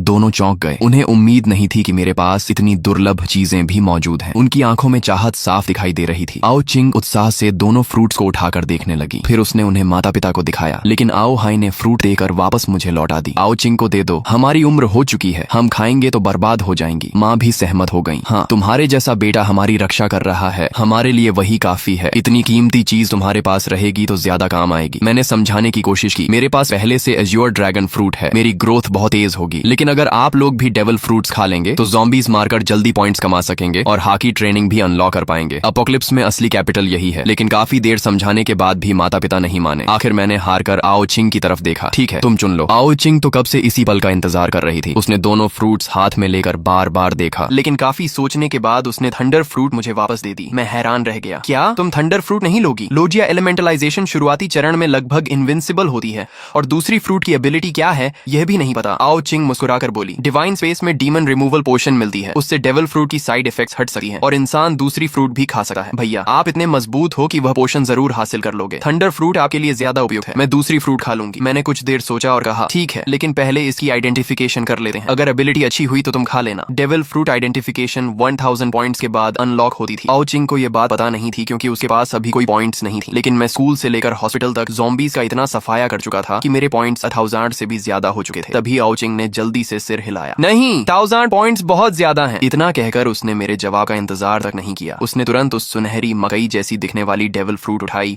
और एक बड़ा टुकड़ा काटकर निगल लिया। ये देखकर मैं घबरा गया। मुझे बिल्कुल उम्मीद नहीं थी कि वह सीधे फ्रूट खा लेगी। अगर यह कोई कमजोर एबिलिटी निकली तो बाद में पछताने का भी मौका नहीं मिलेगा। लेकिन अब बहुत देर हो चुकी थी। आओ चिंग फ्रूट का गूदा निगल चुकी थी। मैं केवल मन ही मन प्रार्थना कर सकता था कि उसे कोई शक्तिशाली एबिलिटी मिले। मैं मन ही मन यही प्रार्थना कर रहा था कि यह डेविल फ्रूट कोई शक्तिशाली एबिलिटी दे। कमरे में मौजूद सभी लोग आओ चिंग को घूर रहे थे और उसके शरीर में होने वाले बदलावों पर नजर रखे हुए थे। आओ चिंग खुद भी बेहद घबराई हुई थी। वह अपने शरीर के अंदर दौड़ रही उस रहस्यमयी ऊर्जा को महसूस कर रही थी। जल्द ही वह ऊर्जा उसके पूरे शरीर में फैल गई और उसका शरीर बदलने लगा। अगले ही पल उसका शरीर तेजी से सिकुड़ गया और वह एक हथेली जितनी छोटी, सफेद फर और सुनहरे निशानों वाली चूहे जैसी प्राणी में बदल गई। यह ज़ोअन टाइप है। कमरे में मौजूद सभी लोगों को तुरंत समझ आ गया कि यह एनिमल टाइप फ्रूट है, लेकिन वह छोटा चूहा बिल्कुल साधारण नहीं लग रहा था। उसके शरीर से एक खास तरह की मिस्टिकल ऑरा निकल रही थी, जिससे साफ था कि यह कोई ऑर्डिनरी स्पीसीज नहीं है। मैंने उत्सुकता से पूछा, जल्दी बताओ, ये कौन सी कैटेगरी है? ऑर्डिनरी ज़ोआन, एंशिएंट ज़ोआन या मिथिकल बीस्ट? आओ चिंग ने उत्साह से जवाब दिया, यह मिथिकल बीस्ट है। जैसे ही मैंने मिथिकल बीस्ट सुना, मेरे चेहरे पर खुशी फैल गई। लगता था इस बार आओ चिंग का दांव सफल हो गया था। मिथिकल बीस्ट फ्रूट्स के पास हमेशा कुछ स्पेशल एबिलिटीज होती थी। मैंने तुरंत पूछा, तो इसकी एबिलिटी क्या है? आओ चिंग मुस्कुराई और बोली, देखो। इतना कहकर उसने अचानक नीचे की ओर छलांग लगाई। अगले ही पल उसका पूरा शरीर फर्श के अंदर समा गया। हैरानी की बात यह थी कि जमीन पर कोई गड्ढा नहीं बना, न ही कोई दरार पड़ी। ऐसा लगा जैसे वह सीधे जमीन के अंदर घुस गई हो। कुछ सेकंड बाद वही छोटा चूहा मेरे पीछे से निकल आया और फिर ह्यूमन बीस्ट फॉर्म में बदल गया। उसने गर्व से सीना तान कर कहा, महिलाओं और सज्जनों, मैं आधिकारिक रूप से अपनी डेविल फ्रूट एबिलिटी की घोषणा करती हूँ। मेरी फ्रूट है animal type rat fruit, mythical beast, treasure rat form. फिर उसने उंगली उठाकर कहा, मेरे पास कुल 3 एबिलिटीज हैं। पहली एबिलिटी, मैं किसी भी मिट्टी, पत्थर या अर्थ टाइप ऑब्स्टिकल को पार कर सकती हूँ, चाहे जमीन के अंदर जाना हो या दीवार के आर पार निकलना हो। मेरे लिए यह सिर्फ पानी की एक परत पार करने जैसा है। ये सुनकर हम सब हैरान रह गए, लेकिन आओ चिंग यही नहीं रुकी। उसने आगे कहा, दूसरी एबिलिटी, मेरे पास एक इंडिपेंडेंट ट्रेजर स्पेस है, जिसमें मैं किसी भी नॉन लिविंग ऑब्जेक्ट को स्टोर कर सकती हूँ। इतना कहकर वह कमरे के कोने में रखे मॉप को उठाकर अपने सीने की तरफ ले गई। अगले ही पल उसने उस लंबे मॉप को सीधे अपने शरीर के अंदर धकेल दिया। कमरे में मौजूद सभी लोगों की आंखें फैल गईं। वह लंबा मॉप पूरी तरह उसके शरीर में गायब हो गया। यहाँ तक कि मां लियू यून भी हैरान होकर उसकी तरफ दौड़ी। उन्होंने आओ चिंग के कपड़ों के अंदर हाथ डालकर देखा कि कहीं उसने मॉप छिपाया तो नहीं है, लेकिन वहाँ कुछ नहीं था। फिर आओ चिंग ने अपना हाथ सीने के पास डाला और उसी मॉप को वापस बाहर निकाल लिया। मेरी सबसे ज्यादा दिलचस्पी दूसरी एबिलिटी में थी। मैंने तुरंत पूछा, इस स्टोरेज स्पेस का साइज कितना है? ये मेरे लिए बेहद महत्वपूर्ण सवाल था। मेरी जानकारी के अनुसार अपोकलिप्स के शुरुआती चरण में किसी भी तरह का स्टोरेज इक्विपमेंट मौजूद नहीं था। बाद में होगा या नहीं, यह भी मुझे नहीं पता था, लेकिन अगर आओ चिंग का स्टोरेज स्पेस बड़ा निकला तो वह हमारे लिए अनमोल साबित हो सकता था। आओ चिंग ने जवाब दिया, अभी इसका साइज सिर्फ 10 क्यूबिक मीटर्स है, लेकिन जैसे जैसे मैं फ्रूट को डेवलप करूंगी, ये स्पेस लगातार बड़ा होता जाएगा। ये सुनकर मैं पहले ही काफी प्रभावित था, लेकिन तभी आओ चिंग ने शरारती मुस्कान के साथ कहा, अभी खत्म नहीं हुआ है, मेरी तीसरी एबिलिटी भी है। मैं एक पल के लिए पूरी तरह चौंक गया। सिर्फ अर्थ ट्रैवल और पर्सनल स्टोरेज स्पेस ही पहले से गॉड टियर एबिलिटीज जैसी थी, और अब वह कह रही थी कि उसके पास तीसरी एबिलिटी भी है। मैंने तुरंत पूछा, क्या? आओ चिंग गर्व से बोली, ट्रेजर डिटेक्शन। ये सुनते ही मेरे मुंह से लगभग गाली निकल गई। अर्थ ट्रैवल, स्टोरेज स्पेस और ट्रेजर डिटेक्शन, ये कॉम्बिनेशन तो बिल्कुल चीट एबिलिटी जैसा था। एक पल के लिए मुझे लगा कि मेरी एज्योर ड्रैगन फ्रूट भी इतनी शानदार नहीं है, लेकिन फिर मैंने खुद को याद दिलाया कि एज्योर ड्रैगन फ्रूट की भी अपनी खूबियां थीं। सबसे पहले वह विंड, फायर और लाइटनिंग तीनों नेचुरल एलिमेंट्स को कंट्रोल कर सकती थी। दूसरा, वह क्लाउड राइडिंग की मदद से उड़ने की एबिलिटी देती थी। और तीसरा, वह अन्य अधिकांश ज़ोआन फ्रूट्स की तुलना में कहीं ज्यादा स्ट्रेंथ, डिफेंस, स्पीड और रिकवरी प्रदान करती थी। तुलना करने पर साफ था कि एज्योर ड्रैगन कॉम्बैट के लिए बनी थी, जबकि ट्रेजर रैट कॉम्बैट के बाहर सपोर्ट और एक्सप्लोरेशन के लिए बनी थी। लेकिन तभी आओ चिंग का चेहरा थोड़ा उदास हो गया। उसने कहा, इस फ्रूट की एक कमजोरी भी है। दूसरे ज़ोआन यूजर्स की तरह बीस्ट फॉर्म में जाने पर मुझे कोई स्ट्रेंथ या डिफेंस बूस्ट नहीं मिलता, बल्कि बीस्ट फॉर्म में मेरी कॉम्बैट पावर लगभग 0 हो जाती है। फिर उसने ह्यूमन बीस्ट फॉर्म दिखाते हुए कहा, और ह्यूमन बीस्ट फॉर्म में भी मुझे लगभग कोई फिजिकल एनहांसमेंट नहीं मिलती। मेरी स्ट्रेंथ और डिफेंस एक सामान्य इंसान जैसी ही रहती है। इतना कहने के बाद वह फिर मुस्कुराई, लेकिन मेरी स्पीड बहुत ज्यादा है। मुझे लगता है कि मेरी स्पीड बोनस बाकी मिथिकल ज़ोआन यूजर्स से कम 2 गुनी है। उसके चेहरे पर गर्व साफ दिखाई दे रहा था। सच कहूं तो यह कॉम्बैट ओरिएंटेड डेविल फ्रूट नहीं थी, लेकिन इसकी यूटिलिटी शायद एज्योर ड्रैगन फ्रूट से भी ज्यादा मूल्यवान थी। आखिर ट्रेजर डिटेक्शन का मतलब क्या था? अपोकलिप्स के इस दौर में दुनिया का सबसे बड़ा ट्रेजर क्या था? जवाब लगभग तय था, डेविल फ्रूट्स। हालांकि सिर्फ डेविल फ्रूट्स ही नहीं, भविष्य में अलग अलग सीक्रेट रेल्म्स और मिस्टिकल डंजन्स भी खुलने वाले थे। और आओ चिंग की यह एबिलिटी हमें उन सभी जगहों पर छिपे हुए ट्रेजर्स, रिसोर्सेज और अपॉर्चुनिटीज ढूंढने में बेहद बड़ी बढ़त देने वाली थी। यह सोचकर मेरे मन में एक ही विचार आया, शायद हमारी पूरी फैमिली की किस्मत अभी अभी बदल गई थी। भविष्य में खुलने वाले सीक्रेट रेल्म्स और मिस्टिकल डंजन्स में भी हमें इस एबिलिटी की वजह से बहुत बड़ा फायदा मिलने वाला था। मैंने कुछ देर सोचने के बाद थंडर फ्रूट आओ चिंग को देते हुए कहा, इसे अपने ट्रेजर स्पेस में रखो। फिलहाल पूरी दुनिया में इससे ज्यादा सुरक्षित जगह कोई नहीं है। थंडर फ्रूट की असली कीमत समझने के बाद मैंने उसे एओ चिंग के स्टोरेज स्पेस में रखवा दिया। इसके बाद मैंने अपने पॉइंट्स में से सभी को 30 पॉइंट्स दिए, ताकि वे 3 कलर हॉकी की ट्रेनिंग मेथड एक्सचेंज कर सकें। आखिर बिना डेविल फ्रूट के भी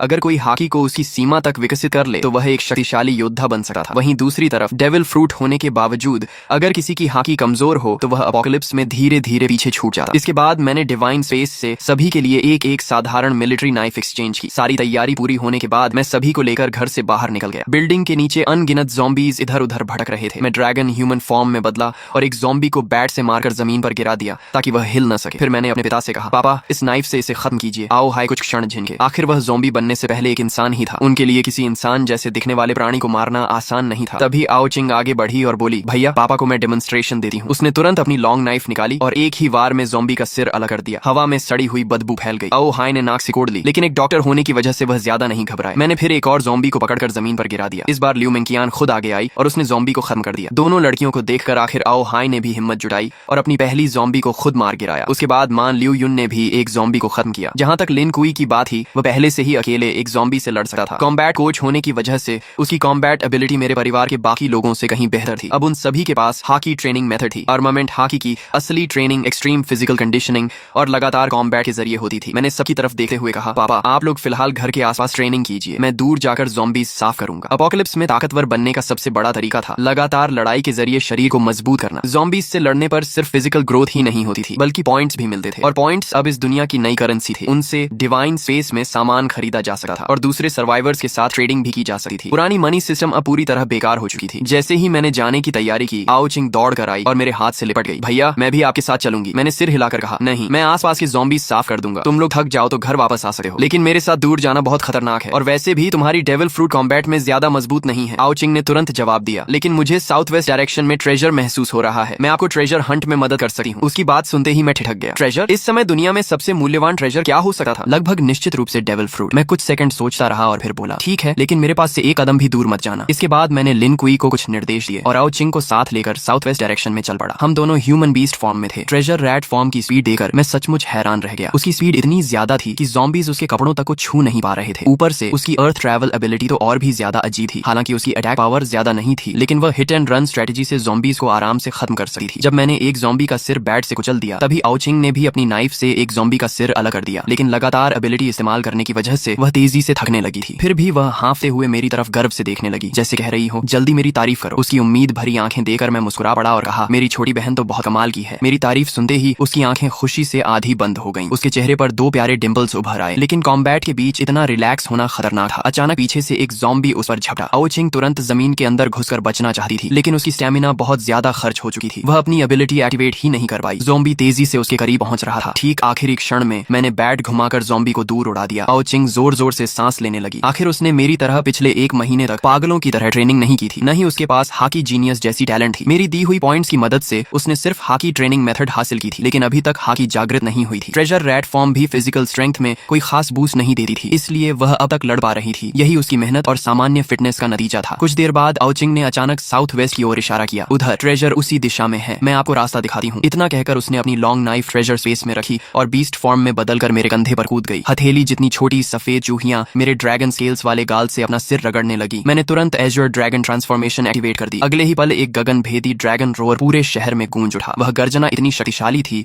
कि आसपास की बिल्डिंग्स में छिपे हुए सभी लोग चौंक गए। लोग खिड़कियों और बैल्कनीज से बाहर झांकने लगे और फिर उन्होंने एक अविश्वसनीय दृश्य देखा। एक विशाल एज्योर ड्रैगन बादलों और धुंध पर कदम रखते हुए आसमान की ओर उड़ रहा था और कुछ ही क्षणों में बादलों के समुद्र के भीतर गायब हो गया। अगर एज्योर ड्रैगन बॉस हमारे बीएन सिटी तक आ ही गए हैं, तो क्या वह पूरे शहर के ज़ॉम्बीज साफ कर देंगे? किसी ने आसमान में उड़ते एज्योर ड्रैगन का वीडियो रिकॉर्ड करके डिवाइन स्पेस के कम्युनिकेशन चैनल पर अपलोड कर दिया। जो लोग ज़ॉम्बीज से लड़ने की हिम्मत नहीं जुटा पा रहे थे, वे अपने घरों में छिपे हुए थे और डिवाइन स्पेस के जरिए दुनिया भर के सर्वाइवर्स से बातचीत कर रहे थे। दूसरी तरफ मैं आओ चिंग के बताए हुए डायरेक्शन में उड़ता हुआ तेजी से आगे बढ़ रहा था। ट्रेजर रेड फॉर्म में बदली आओ चिंग बार बार अपनी छोटी नाक फड़काकर ट्रेजर की दिशा महसूस कर रही थी। जैसे जैसे हम ट्रेजर के करीब पहुंचते गए, उसकी फीलिंग और मजबूत होती गई। जल्द ही हम एक घने जंगल के ऊपर पहुंच गए। मैं आसमान से नीचे उतरा और ह्यूमन बीस्ट फॉर्म में बदल गया। फिर हम दोनों तेजी से जंगल के अंदर दौड़ पड़े। यहाँ इंसान बहुत कम थे और ज़ॉम्बीज भी मुश्किल से 2-4 दिखाई दे रहे थे। रास्ते में मिले ज़ॉम्बीज को मैंने आसानी से खत्म कर दिया। तभी अचानक आओ चिंग जोर से चिल्लाई। एक बड़े पाइन ट्री के नीचे एक बदसूरत और चालाक चेहरे वाला आदमी खड़ा था। उसके हाथ में एक लाल रंग का सितारे के आकार का डेविल फ्रूट था। उसके चेहरे पर पागलों जैसी खुशी थी। वह शहर से जान बचाकर भागा था और सोचा था कि सुनसान जंगल में छिप जाएगा, लेकिन यहाँ उसे डेविल फ्रूट मिल गया था। वह वन पीस का फैन नहीं था, इसलिए फ्रूट को पहचान नहीं पाया, लेकिन डिवाइन स्पेस के फोरम से उसे इतना पता था कि कोई भी डेविल फ्रूट बेहद कीमती ट्रेजर होती है। वह फ्रूट को देखते हुए हंस पड़ा। लगता है किस्मत आखिरकार वांग देफा पर मेहरबान हो गई। इतना कहकर उसने अपने पीले दांतों वाला मुंह खोला और फ्रूट को खाने ही वाला था। मेरा और आओ चिंग का चेहरा तुरंत बदल गया। अब उसे रोकने के लिए हमारे पास समय नहीं था। मैंने बिना सोचे एक गर्म फायर ब्रेथ उसकी तरफ फेंक दी। अगले ही पल वह आदमी आग में घिर गया। मैं और आओ चिंग तुरंत दौड़कर वहां पहुंचे। राख के बीच डेविल फ्रूट बिल्कुल सुरक्षित पड़ी थी। मैंने राहत की सांस ली और उसे उठा लिया। अपोकलिप्स का एक जीवन जीने के बाद मेरे अंदर पहले जैसी दया नहीं बची थी, लेकिन आओ चिंग के चेहरे पर असहजता साफ दिखाई दे रही थी। उसकी परवरिश ऐसी नहीं थी कि वह किसी को मरते हुए देखकर सहज रह सके। मैंने शांत स्वर में कहा, इस दुनिया में ताकत ही नियम है। अगर हमारे पास शक्ति नहीं होती और किसी को हमारे डेविल फ्रूट का पता चल जाता तो हमारा भी यही हाल होता। आओ चिंग ने धीरे से सिर हिलाया। अपोकलिप्स को अभी सिर्फ 2 दिन हुए थे, लेकिन डिवाइन स्पेस के फोरम पर उसने इंसानी लालच और क्रूरता के कई उदाहरण देख लिए थे। वह मेरी बात समझती थी, लेकिन उसके दिल में अभी भी थोड़ा अपराध बोध था। वह चुपचाप मेरा हाथ पकड़कर खड़ी रही। फिर हम दोनों ने उस डेविल फ्रूट को गौर से देखा। वह लाल रंग का हार्ट शेप्ड फ्रूट था, जिस पर काले घुमावदार पैटर्न्स बने हुए थे। वन पीस फैंस होने के कारण हम दोनों ने उसे तुरंत पहचान लिया। ये वन पीस की सबसे कीमती फ्रूट्स में से एक थी। निका फ्रूट की तरह इसकी कीमत भी 50 अरब बेली मानी जाती थी। ये थी ऑप ऑप फ्रूट, लॉ की प्रसिद्ध सर्जरी फ्रूट। मेरे पिछले जीवन में इस फ्रूट का यूजर एक बेहद मशहूर और शक्तिशाली व्यक्ति था, लेकिन वह ताकतवर व्यक्ति और ये घटिया आदमी एक दूसरे से बिल्कुल अलग थे। साफ था कि इस आदमी ने फ्रूट खाने के बाद ज्यादा समय तक जीवित नहीं रहा होगा। उसकी मौत के बाद फ्रूट फिर से दुनिया में कहीं और रिस्पॉन हुई होगी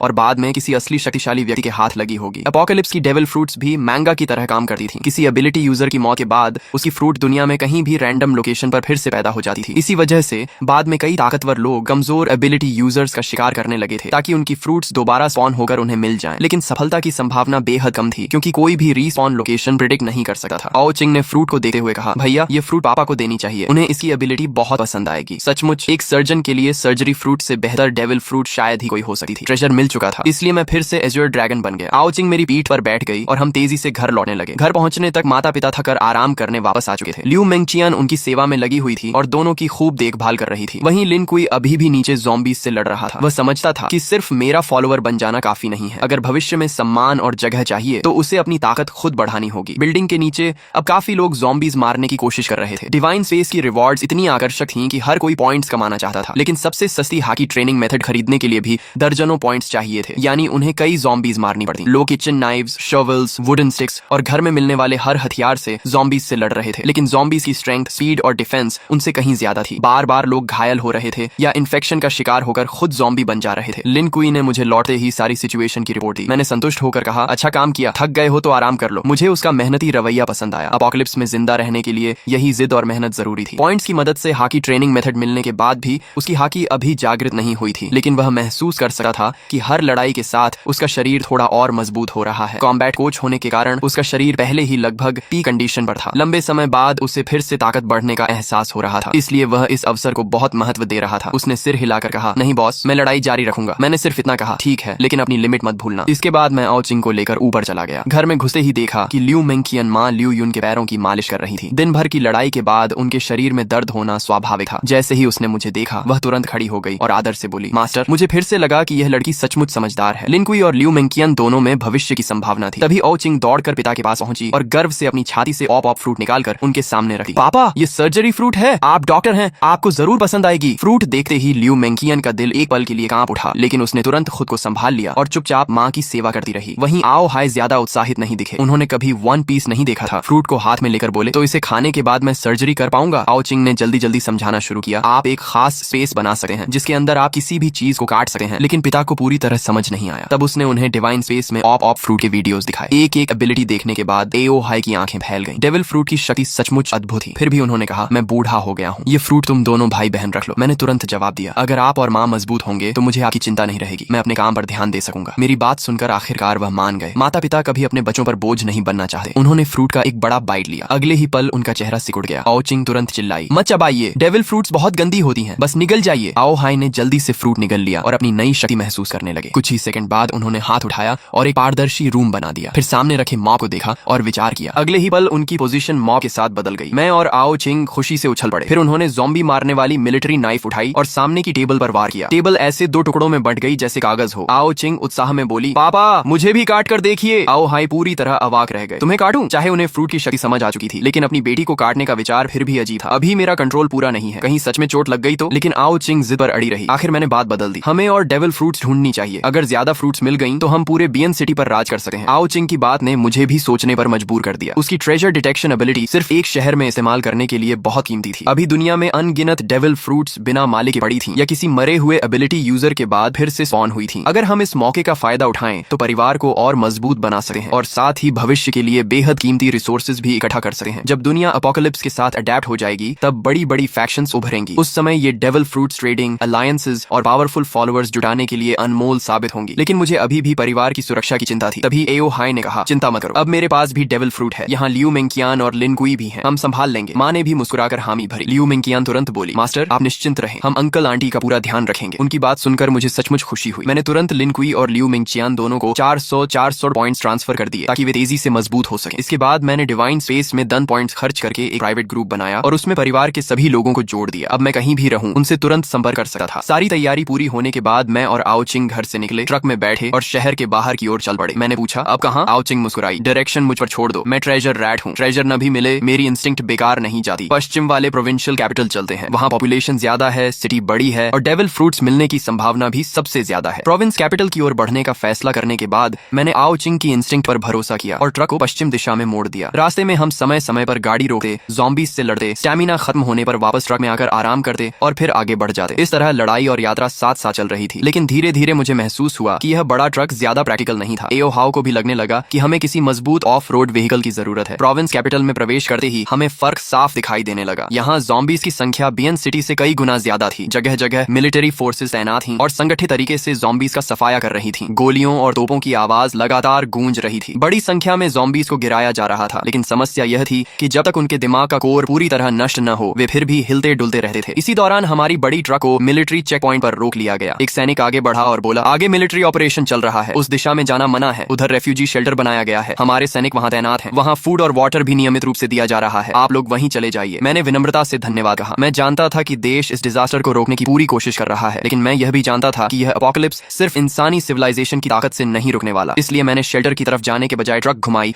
और दूसरा रास्ता पकड़ लिया। फिलहाल हमारे पास दुनिया को बचाने की ताकत नहीं थी। हम वापस एक पुराने क्रॉस रोड तक पहुंचे और फिर उत्तर दिशा में लगभग 7-8 किलोमीटर चलने के बाद दोबारा पश्चिम की ओर मुड़ गए। इस इलाके में मिलिट्री कंट्रोल नहीं था, इसलिए ज़ॉम्बीज़ अभी भी हर जगह फैले हुए थे। कभी कभी किसी बिल्डिंग के बाहर सर्वाइवर्स ज़ॉम्बीज़ से लड़ते दिखाई देते। वे किसी तरह कुछ ज़ॉम्बीज़ मारते, फिर तुरंत बिल्डिंग के अंदर लौट जाते, आराम करते और बाद में फिर बाहर आकर पॉइंट्स कमाने की कोशिश करते। हर कोई एपोकलिप्स में जिंदा रहने के लिए अपनी अपनी पूरी कोशिश कर रहा था। लेकिन उसी दौरान मेरी नजर एक और चीज पर पड़ी जिसने मेरा ध्यान खींच लिया। ये एक शानदार ऑफ रोड व्हीकल थी, सिविलियन वर्जन की आर्मर्ड व्हीकल जैसी मजबूत और भारी। इसमें मिलिट्री टारगेटिंग सिस्टम जैसी सुविधाएं नहीं थी, लेकिन बाकी हर चीज मौजूद थी। ये लगभग वही व्हीकल थी जिसकी मुझे तलाश थी। इस समय एक युवा उस व्हीकल के अंदर छिपा हुआ था। उसने डोर में एक छोटा सा होल बना रखा था और वहीं से एक लंबा स्फीयर बाहर निकालकर ज़ॉम्बीज़ पर हमला कर रहा था। हालांकि उसके लिए ज़ॉम्बी के सिर पर वार करना आसान नहीं था, लेकिन धीरे धीरे वह कुछ ज़ॉम्बीज़ मारने में सफल हो जाता था। मैंने अपनी ट्रक उस डोंगफंग मेंगशी व्हीकल के पास रोक दी। फिर मैं और आओचिंग नीचे उतरे। मैं ड्रैगन ह्यूमन फॉर्म में बदल गया और अपनी भारी बेसबॉल बैट घुमाते हुए आगे बढ़ा। ये बैट इतनी उपयोगी थी कि पॉइंट्स होने के बावजूद मैंने अब तक कोई स्पेशल वेपन एक्सचेंज नहीं किया था। दूसरी तरफ व्हीकल के अंदर छिपा युवक घबरा गया। उसने देखा कि उसके पास अचानक एक ट्रक आकर रुकी है। उसके दिल की धड़कन तेज हो गई। हे भगवान, एजर ड्रैगन बॉस, क्या एजर ड्रैगन बॉस भी मेरी गाड़ी लूटने आए हैं? वह अंदर बैठा बैठा तरह तरह की बातें सोचने लगा। लेकिन कुछ ही मिनटों में मैंने आसपास के सभी ज़ॉम्बीज़ खत्म कर दिए और उसकी व्हीकल की विंडो पर नॉक किया। युवक ने सावधानी से डोर खोला। उसे पता था कि अगर एज्योर ड्रैगन बॉस सच में उसकी व्हीकल चाहते तो उसे रोकने की कोई ताकत उसके पास नहीं थी, इसलिए सहयोग करना ही बेहतर था। मैंने सीधे कहा, एक ट्रक, आधा कंटेनर डीजल और बदले में मुझे तुम्हारी ये व्हीकल चाहिए। युवक कुछ सेकंड तक मुझे घूरता रहा। उसके चेहरे पर हैरानी साफ दिखाई दे रही थी। एक ट्रक और आधा कंटेनर डीजल मेरी मेंगशी के बदले? उसने मन ही मन सोचा कि मैं शायद उसकी व्हीकल सीधे छीन लूंगा, लेकिन मैं तो बाकायदा एक्सचेंज की बात कर रहा था। उसने जल्दी ही हिसाब लगा लिया। वैसे भी व्हीकल बदलने के बाद ट्रक उसके किसी काम की नहीं रहने वाली थी और इतना डीजल वह अकेले इस्तेमाल भी नहीं कर सकता था। लेकिन फिर उसे मेरी असली योजना समझ में आ गई। मैं असल में बहुत कम कीमत देकर एक बेहतरीन व्हीकल लेना चाहता था। अचानक उसने मुस्कुराकर कहा, बॉस, मुझे ट्रक नहीं चाहिए, डीजल भी नहीं चाहिए, मैं आपको व्हीकल फ्री में दे देता हूँ। मैं थोड़ा चौंका। फिर तुम्हें क्या चाहिए? युवक ने बिना झिझक जवाब दिया, बस मुझे अपने साथ ले चलिए। पिछले 2 दिनों में उसने एपोकलिप्स की असली भयावहता देख ली थी। अब उसके सामने एज्योर ड्रैगन जैसा ताकतवर व्यक्ति खड़ा था। अगर अभी उसने इस मौके को गंवा दिया तो शायद फिर कभी ऐसा अवसर नहीं मिलेगा। उसे साफ दिख रहा था कि यह एक ऐसी जांग है जिसे पकड़ना ही होगा। उसकी मोटी चमड़ी देखकर मैं कुछ पल के लिए निरुत्तर रह गया। यह आदमी सचमुच बेशर्म था। मैंने सिर हिलाया और कहा, मुझे अभी कुछ जरूरी काम है, मैं तुम्हें साथ नहीं ले जा सकता। युवक का चेहरा तुरंत उतर गया, लेकिन मैंने आगे कहा, ऐसा करते हैं, मैं तुम्हें 30 पॉइंट्स देता हूँ, इससे तुम 3 colour hockey training method exchange कर सकते हो। बाकी का रास्ता तुम्हें खुद तय करना होगा। युवक की आंखें चमक उठी। बॉस, उसकी आवाज भावुक हो गई। आखिर एपोकलिप्स में शुरुआती 30 पॉइंट्स किसी खजाने से कम नहीं थे। मुझे साथ ले चलो ना, मैंने विल्डरनेस सर्वाइवल सीखी है, मैं बहुत सारे काम कर सकता हूँ, मुझे साथ ले चलो ना, मुझे साथ ले चलो ना। वह एपोकलिप्स एंथुसियास्ट था। उसने खास तौर पर यह मोटी सिविलियन आर्मर्ड व्हीकल बनवाई थी और पूरा सर्वाइवल इक्विपमेंट सेट भी तैयार किया था। देखिए, ये गाड़ी मैंने खुद कस्टम बनवाई है और ये सारे उपकरण भी मैंने ही तैयार किए हैं। मैं सच में बहुत काम आ सकता हूँ, लेकिन मुझे अभी अपने काम करने हैं, इसलिए तुम्हें साथ ले जाना संभव नहीं है। हाँ, मैं तुम्हारे विला के सारे ज़ॉम्बी साफ कर सकता हूँ और तुम्हारे पास जो 30 से ज्यादा पॉइंट्स हैं उनसे तुम हॉकी ट्रेनिंग मेथड खरीद सकते हो और धीरे धीरे खुद भी मजबूत बन सकते हो। भले ही उसका मकसद पूरा नहीं हुआ, लेकिन हॉकी ट्रेनिंग मेथड मिलना भी कम नहीं था। कम से कम अब उसके पास इस एपोकलिप्स में सचमुच जिंदा रहने का सहारा था। मैं और आओचिंग उसके साथ उसके विला में गए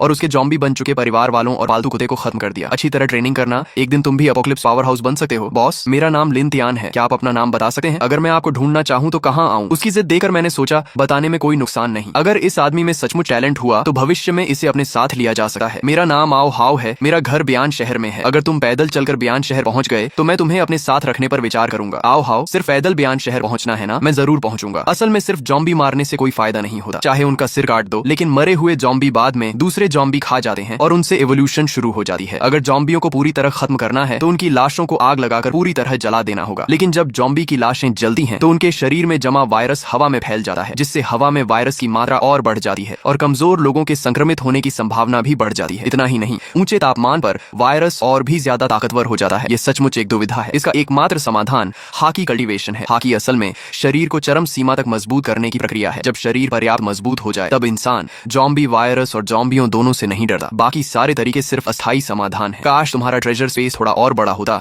तो हम सारा डीजल अपने साथ ले जा सकते थे। अभी ईंधन सीमित है, इसलिए हमारी खोज का दायरा भी सीमित है। तुम्हें लगता है मैं नहीं चाहती? डेविल फ्रूट एबिलिटी डेवलपमेंट इतना आसान नहीं होता। और हाँ, ये जंक फूड कम खाया करो। थक जाओ तो डिवाइन स्पेस शॉप से एक वाटर मीट खरीद लेना, उससे ताकत जल्दी वापस आती है। यह सुनकर मैं तुरंत उत्साहित हो गया। जैसे ही सुना कि आगे कोई खजाना है, मैंने रास्ते में जॉम्बी मारना लगभग बंद कर दिया और पूरी स्पीड से आओ शिंग द्वारा बताए गए दिशा में बढ़ने लगा। लेकिन जब हम आखिरकार वहां पहुंचे तो पता चला कि मामला आसान नहीं है। वहां एक फैक्ट्री थी जिसके चारों तरफ लोहे की जाली लगी हुई थी। बाहर बहुत सारी मशीनें और टूटी फूटी मेज कुर्सियां जमा करके बैरिकेड बनाया गया था ताकि जॉम्बी अंदर न घुस सके। बैरिकेड के पीछे लोगों ने फैक्ट्री के औजारों से लंबे डंडों वाले हथियार तैयार किए थे, जिनसे वे बैरिकेड तोड़ने की कोशिश करने वाले जॉम्बियों को मार रहे थे। फैक्ट्री के अंदर भी काफी लोग लगातार गश्त कर रहे थे ताकि कोई जॉम्बी अंदर न घुस पाए। अगर कोई जॉम्बी जाली पर चढ़ने की कोशिश करता तो तुरंत कोई लंबा भाला लेकर उसे नीचे गिरा देता। ये जगह अब एक शुरुआती सेफ बेस बन चुकी थी और इससे साफ था कि यहाँ का नेतृत्व करने वाले लोग साधारण नहीं है। तुम गाड़ी में ही रहना, बाहर बहुत ज्यादा जॉम्बी हैं। ये तुम्हारे ट्रेनिंग के लिए सही जगह नहीं है। भैया, आप भी सावधान रहना। ये लड़का पागल है, देखते जाओ कैसे जॉम्बी इसे फाड़ डालेंगे। हाँ, ये 3 सेकंड भी नहीं टिकेगा। आसपास के सारे जॉम्बी मेरी तरफ आकर्षित हो गए, लेकिन मैंने फिर भी ड्रैगन ट्रांसफॉर्मेशन नहीं की, क्योंकि अब मैं कॉपर स्किन रेल्म तक पहुंच चुका था। मेरी पहले से अच्छी शारीरिक क्षमता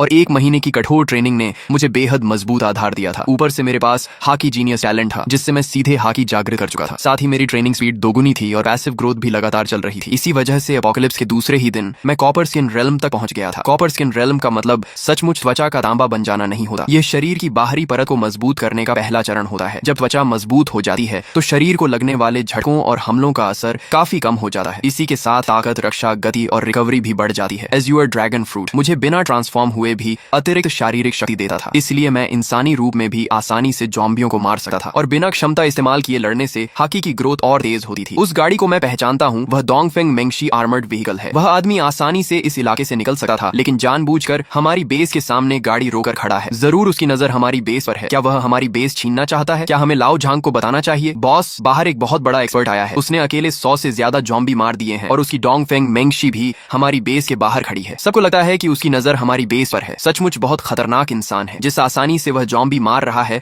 उसे देखकर बहुत दबाव महसूस हो रहा है। अगर उसका इरादा खराब हुआ तो क्या हम उससे लड़ भी पाएंगे? पूरे 1 घंटे बाद फैक्ट्री के उत्तरी गेट के बाहर के सारे जॉम्बी खत्म हो गए। मैंने अपने दर्द करते हाथ को झटका और सीधे फैक्ट्री के गेट तक पहुंच गया। मुझे अंदर जाकर एक चीज लेनी है। क्या लेने आए हो? जाहिर है मैं ये नहीं बता सकता था कि मैं डेविल फ्रूट लेने आया हूँ। ऐसा लग रहा था कि वह डेविल फ्रूट किसी बहुत छिपी हुई जगह पर है, वरना यहाँ के लोग उसे कब का खोज कर खा चुके होते। जैसे ही मैंने यह कहा, सामने खड़े लोग, दरवाजा खोलो। कब्जा किए हुए सैनिकों की कोई कहावत होती है ना, कुछ तो था, नकली चाल से दुश्मन को बहलाना। मैं भले ही एक साधारण मजदूर हूँ, लेकिन फौजी किताबें पढ़ता रहता हूँ। तुम हमें बेवकूफ नहीं बना सके। हमारे पास खुद खाने को कम है, तुम कहीं और जाओ। हाँ, हमें बेवकूफ मत बनाओ। अगर मैं जबरदस्ती अंदर जाना चाहूँ तो मैं कोई अच्छा इंसान नहीं हूँ, लेकिन आम तौर पर बिना वजह लोगों पर हमला भी नहीं करता। उम्मीद है तुम लोग समझदारी दिखाओगे। धत्त तेरे की, हम इतने लोग हैं, हम तुमसे क्यों डरे? हिम्मत है तो अंदर आकर दिखा, देखते हैं कौन किससे डरता है। मैं भी देखना चाहता हूँ कि तुम क्या कर लोगे। तभी एक अदृश्य दबाव चारों ओर फैल गया। मजदूरों को ऐसा लगा जैसे किसी राजा की भयंकर किंग ऑरा उनके सामने उतर आई हो। उनके दिलों में डर भर गया। कुछ लोग तो वहीं घुटनों के बल गिर पड़े। सबसे डरपोक लोग तो सीधे बेहोश हो गए। केवल लाओ झांग और कुछ लोग, जिन्होंने हाकी ट्रेनिंग शुरू कर दी थी, मेरी तरफ देख पा रहे थे। यह तो निश्चित रूप से कॉन्करर्स हाकी है। बॉस, इसे अंदर आने दीजिए। इसके सामने झुकना शर्म की बात नहीं है। हाँ, ताकतवर ही राजा होता है, इसमें शर्म कैसी? मैंने कॉन्करर्स हाकी छोड़ने के बाद बातचीत जारी रखने का इरादा छोड़ दिया था। समय बर्बाद करने का कोई मतलब नहीं था। मेरी बेसबॉल बैट पर काली चमक लिपट गई। मैंने पूरी ताकत से वार किया और मजदूरों द्वारा बड़ी मेहनत से बनाई गई बाधा एक ही झटके में टूट गई। लाओ झांग ने अपना हथियार कसकर पकड़ा, लेकिन आखिरकार हमला करने की हिम्मत नहीं जुटा पाया। शायद वह सोच रहा था कि जॉम्बी का सिर ज्यादा मजबूत है या उसका अपना। आओ चिंग, इधर आओ। मेरी आवाज सुनते ही आओ। चिंग ने चाबी निकाली, गाड़ी से कूदकर नीचे उतरी और उछलती कूदती मेरी तरफ दौड़ी। वह अपनी छोटी नाक से सूंघती हुई मुझे गोदाम के पीछे ले जाने लगी। क्या बात है, हट जा यहाँ से छोटे बदमाश, क्या कहा तूने? मुझसे ऐसे बात करने की हिम्मत कैसे हुई? अभी तुझे दरवाजे पर लटका दूंगी और साथ में इतनी खूबसूरत लड़की भी लाया है। किस क्लब से उठाकर लाया है इसे? अभी इसे फैक्ट्री के लड़कों के साथ। श्याओ यान, इसे मार डालो, मैं इससे लड़ूंगा। भाइयों सब साथ आओ, हमारी औरत का अपमान हुआ है, इस दुष्ट को नहीं छोड़ना चाहिए। अगर कोई मुझे गाली देता तो शायद मैं नजरअंदाज कर देता, लेकिन अगर कोई मेरे परिवार को गाली दे तो मैं उसे खून की कीमत चुकवाता हूँ। आओ चिंग। कई बार इंसानों का दिल ज़ॉम्बियों और राक्षसों से भी ज्यादा डरावना होता है। अब तुम ज़ॉम्बी मार सकती हो, लेकिन क्या तुम इंसान को मार सकती हो? व्यवस्था खत्म हो चुकी है। अगर कोई तुम्हारा अपमान करे या तुम्हें सताए तो उसे खून से सबक सिखाना होगा। अगर इस एपोकलिप्स में जीना है तो बेकार की दया छोड़नी होगी। जो मुझे नहीं छेड़ेगा मैं उसे नहीं छेड़ूंगा, लेकिन जो मुझे छेड़ेगा वह चाहे कितनी भी दूर हो उसे खत्म कर दूंगा। वह डेविल फ्रूट यूजर है। आओ चिंग, एपोकलिप्स रूल याद रखो, जड़ से खत्म करो। अगर दुश्मनी पैदा हो गई है तो भविष्य का खतरा भी खत्म कर दो। भैया जिसने आपको गाली दी वह तो मर चुका है, बाकी लोग निर्दोष हैं, उन्हें छोड़ दो। आओ चिंग, यही तो एपोकलिप्स है। छोटी सी बहस भी जानलेवा संघर्ष में बदल सकती है और हर संघर्ष का अंत किसी न किसी की मौत या चोट से ही होता है। पिछले जन्म में मुझे लगा था कि सिर्फ अपने दुश्मन को मार देना काफी है। मुझे लगता था मैं काफी निर्दयी हूँ, लेकिन आखिर में मेरी वही बेवजह की दया मेरी मौत का कारण बनी। इस जन्म में चाहे लोग मुझे शैतान ही क्यों न कहें, मैं फिर कभी नरमी नहीं दिखाऊंगा। हम उस जगह पहुंचे जिसे आओ चिंग महसूस कर रही थी। ये फैक्ट्री की कैंटीन का फूड स्टोरेज था। मैंने एक ही बार में दरवाजा तोड़ दिया और नीचे दबे हुए एक फलों की टोकरी में छिपा डेविल फ्रूट निकाल लिया। यह भी एक ऐसा फल था जिसे मैं पहचान नहीं पा रहा था, लेकिन जैसे ही मैं फैक्ट्री के गेट तक पहुंचा मैंने देखा कि मेरी गाड़ी गायब थी। हालांकि आओ चिंग चाबी निकाल चुकी थी, लेकिन दुनिया में ताले खोलने वाले उस्तादों की कमी नहीं थी। मैं तुरंत एज्योर ड्रैगन बन गया और आओ चिंग को लेकर आसमान में उड़ गया। कुछ ही देर में मुझे अपनी गाड़ी दिखाई दे गई। मैं आसमान से नीचे झपटा और एक ही टक्कर में गाड़ी पलट दी। बॉस प्लीज मुझे मत मारिए, प्लीज वापस गाड़ी में बैठने के बाद आओ। चिंग पूरे रास्ते चुप रही। आज उसने पहली बार मुझे इतनी बेरहमी से लोगों को मारते देखा था। उसे लग रहा था जैसे मैं उसका वही पुराना भाई नहीं हूँ। आप बहुत डरावने हो। आओ चिंग, याद रखो अब एपोकलिप्स है। हमारे परिवार के अलावा किसी पर भी आसानी से भरोसा नहीं किया जा सकता। भैया क्या आप रीबर्थ होकर आए हो? क्या आप सच में दोबारा जन्म लेकर आए हो? मैं अंदर ही अंदर चौंक गया। क्या मैंने कहीं कोई गलती कर दी थी? इसे अचानक ऐसा क्यों लगा? आपने पागलों की तरह राशन जमा किया, माँ को छुट्टी लेकर इसे घर लाने के लिए मजबूर किया और आपको सब कुछ पहले से पता था, और घर लौटने के बाद से आप बिल्कुल बदल गए हो। ऐसा लगता है जैसे आप कोई और इंसान हो। मेरे हिसाब से इसके सिर्फ दो कारण हो सकते हैं, या तो आप रीबर्थ होकर आए हो या फिर किसी और आत्मा ने आपका शरीर ले लिया है। आखिरी बात कहते समय उसकी आवाज कांपने लगी। वह मेरी तरफ देखने से भी डर रही थी। उसे डर था कि उसका भाई अब वही इंसान नहीं रहा। अरे ओ पगली, मुझे पता था मैं तुम्हें कभी नहीं छोड़ूंगा। भैया पिछले जन्म में आपकी मौत कैसे हुई थी? क्या मैं वहाँ भी इतनी ताकतवर थी? और मम्मी पापा कैसे थे? तुम सब मर गए थे। जिसने भी तुम्हें नुकसान पहुंचाया था मैं उसे टुकड़े टुकड़े कर देना चाहता था। फैक्ट्री छोड़ने के बाद हम पश्चिम की ओर बढ़ते रहे। रास्ते में जहाँ भी ज़ॉम्बियों के झुंड मिलते हम उतरकर उनसे लड़ते। हाकी को मजबूत करने के लिए मैंने एज्योर ड्रैगन पावर का इस्तेमाल लगभग बंद कर दिया था। आओ चिंग अभी तक हाकी अवेकनिंग नहीं कर पाई थी, इसलिए उसकी ताकत कम थी, लेकिन ट्रेजर माउस फॉर्म की स्पीड के सहारे वह भी आराम से ज़ॉम्बियों से लड़ लेती थी। इस तरह हम लगातार 3 दिन पश्चिम की ओर बढ़ते रहे। 3 दिनों में हमें एक भी नया डेविल फ्रूट नहीं मिला। इससे आओ चिंग का उत्साह थोड़ा कम हो गया। उसे तो लगने लगा कि शायद उसकी क्षमता में ही कोई समस्या है, लेकिन मैंने उसे बताया कि यही सामान्य बात है। पिछले जन्म में जब मैं दूसरे चरण तक जिंदा था तब एक बड़ी शक्ति द्वारा किए गए आंकड़ों के अनुसार दुनिया में कुल मिलाकर सिर्फ 10,000 से थोड़ा अधिक अलग अलग एबिलिटी यूजर्स पाए गए थे। भैया हमें उस दिशा में जाना चाहिए। आओ। चिंग ने सड़क किनारे निकलने वाले एक छोटे रास्ते की ओर इशारा किया। मैंने नक्शा देखा और हैरान रह गया। वह रास्ता सीधे पहाड़ों के अंदर जाता था। पिछले जन्म में भी कई लोग पहाड़ों में छिप गए थे। वे इंसानों की भीड़ से तो बच गए, लेकिन मजबूत बनने का मौका खो बैठे और अंत में जंगलों में मारे गए। मुझे लगा है वहाँ कुछ अच्छा मिलेगा। आओ चिंग खुद भी पूरी तरह आश्वस्त नहीं थी, क्योंकि इंट्यूशन जैसी चीज पर भरोसा करना मुश्किल था, लेकिन मुझे उस पर भरोसा था। इसीलिए मैंने गाड़ी सीधे पहाड़ों की ओर मोड़ दी। रास्ते में कोई जंबी नहीं था, इसीलिए गाड़ी पूरी रफ्तार से दौड़ने लगी। आओ चिंग आगे पैर हिलाते हुए बैठी थी, स्नैक्स खा रही थी और डिवाइन स्पेस फोरम में वीडियो पोस्ट देख रही थी। भैया अभी मैंने एक पोस्ट देखी, कोई आदमी रो रहा था कि उसे डेविल फ्रूट नहीं मिला। अरे अरे ये चेहरा क्यों बना रहे हो? पता है वह आदमी कौन है? वह खुद वेइतियान था। शायद बेचारा लेखक गुस्से से फट ही गया होगा। मुझे याद आया कि पिछले जन्म में भी उसका कोई खास नाम नहीं बना था। भले ही दुनिया उसी की बनाई कहानी जैसी हो गई थी, लेकिन अब उसका मूल लेखक से कोई खास संबंध नहीं बचा था। धीरे धीरे शाम होने लगी। मैंने तय किया कि आज रात सड़क किनारे ही रुकेंगे। जैसे ही हमने एक पहाड़ी मोड़ पार किया सामने दूर रोशनी दिखाई दी। रोशनी का मतलब था कि वहाँ इंसान मौजूद हैं, लेकिन एपोकलिप्स में सबसे कम भरोसेमंद चीज इंसान ही होते हैं। मैं निर्दयी जरूर था, लेकिन बेगुनाह लोगों को यूं ही नुकसान पहुंचाने वाला नहीं था। फिर भी इंसानों का दिल पढ़ना मुश्किल होता है। किसी अजनबी के यहाँ रुकना बहुत खतरनाक था, इसलिए मैंने सड़क किनारे ही गाड़ी रोक दी। वहाँ की रोशनी का थोड़ा फायदा लेते हुए हमने वहीं रात बिताने का फैसला किया। आओ चिंग ने गाड़ी के पीछे से कैंपिंग इक्विपमेंट निकाला और एक बड़ा टेंट लगाना शुरू कर दिया। हालांकि एपोकलिप्स बेहद खतरनाक था। मेरी सावधानी भरी देखभाल में आओ चिंग को कोई डर नहीं लगा, बल्कि उसे एक तरह का एक्साइटमेंट महसूस हुआ। भाई क्या हुआ? ये सी झोंग क्या है? यानी ये किस चीज का एंट्री पॉइंट है? भाई क्या आपने कभी ज़ॉम्बी की आवाज सुनी है? ज़ॉम्बी तो वैसे बोलते नहीं है, क्योंकि उनका शरीर सड़ चुका होता है और उनकी वोकल कॉर्ड्स भी खराब हो जाती हैं, इसलिए वे आवाज नहीं निकाल सकते। लेकिन जैसे जैसे ज़ॉम्बी इवॉल्व होते हैं उनका शरीर धीरे धीरे रिपेयर होने लगता है और उन्हें बेसिक ह्यूमन फंक्शंस वापस मिलने लगते हैं, जैसे आवाज निकालना। लेकिन इसके लिए कम से कम 1 स्टार ज़ॉम्बी होना जरूरी होता है। अभी जो ज़ॉम्बी हैं वे बिना लेवल के हैं, उनकी ताकत थोड़ी ज्यादा होती है और हड्डियां सख्त होती हैं, लेकिन उन्हें हराना मुश्किल नहीं होता। यहाँ तक कि आम इंसान भी उन्हें मार सकता है। लेकिन जब जब वे इंसानी मांस खाकर खुद को रिपेयर कर लेते हैं तो उनकी स्पीड और स्ट्रेंथ बढ़ जाती है और वे ह्यूमन लाइक कॉम्बैट भी इस्तेमाल करने लगते हैं। तब वे 1 स्टार ज़ॉम्बीज यानी मीट ईटर्स बन जाते हैं और उन्हें हराने के लिए कम से कम कॉपर स्किन रियल्म चाहिए होता है। यह जगह अब सुरक्षित नहीं है, तुम कार में वापस जाओ। अगर सिर्फ सामने वाले ज़ॉम्बी होते तो ठीक है, लेकिन अगर 2 स्टार ज़ॉम्बी आ गया तो हम खतरे में पड़ जाएंगे। मैं अभी सिर्फ कॉपर स्किन रियल्म में हूँ और ज़ॉम्बीज से लड़ने के लिए आयरन बोन रियल्म चाहिए, लेकिन अभी अपोकलिप्स को शुरू हुए सिर्फ 5-6 दिन ही हुए हैं, इसलिए ज़ॉम्बीज इतनी जल्दी इवॉल्व नहीं होने चाहिए। मैंने आओ चिंग को गाड़ी में भेज दिया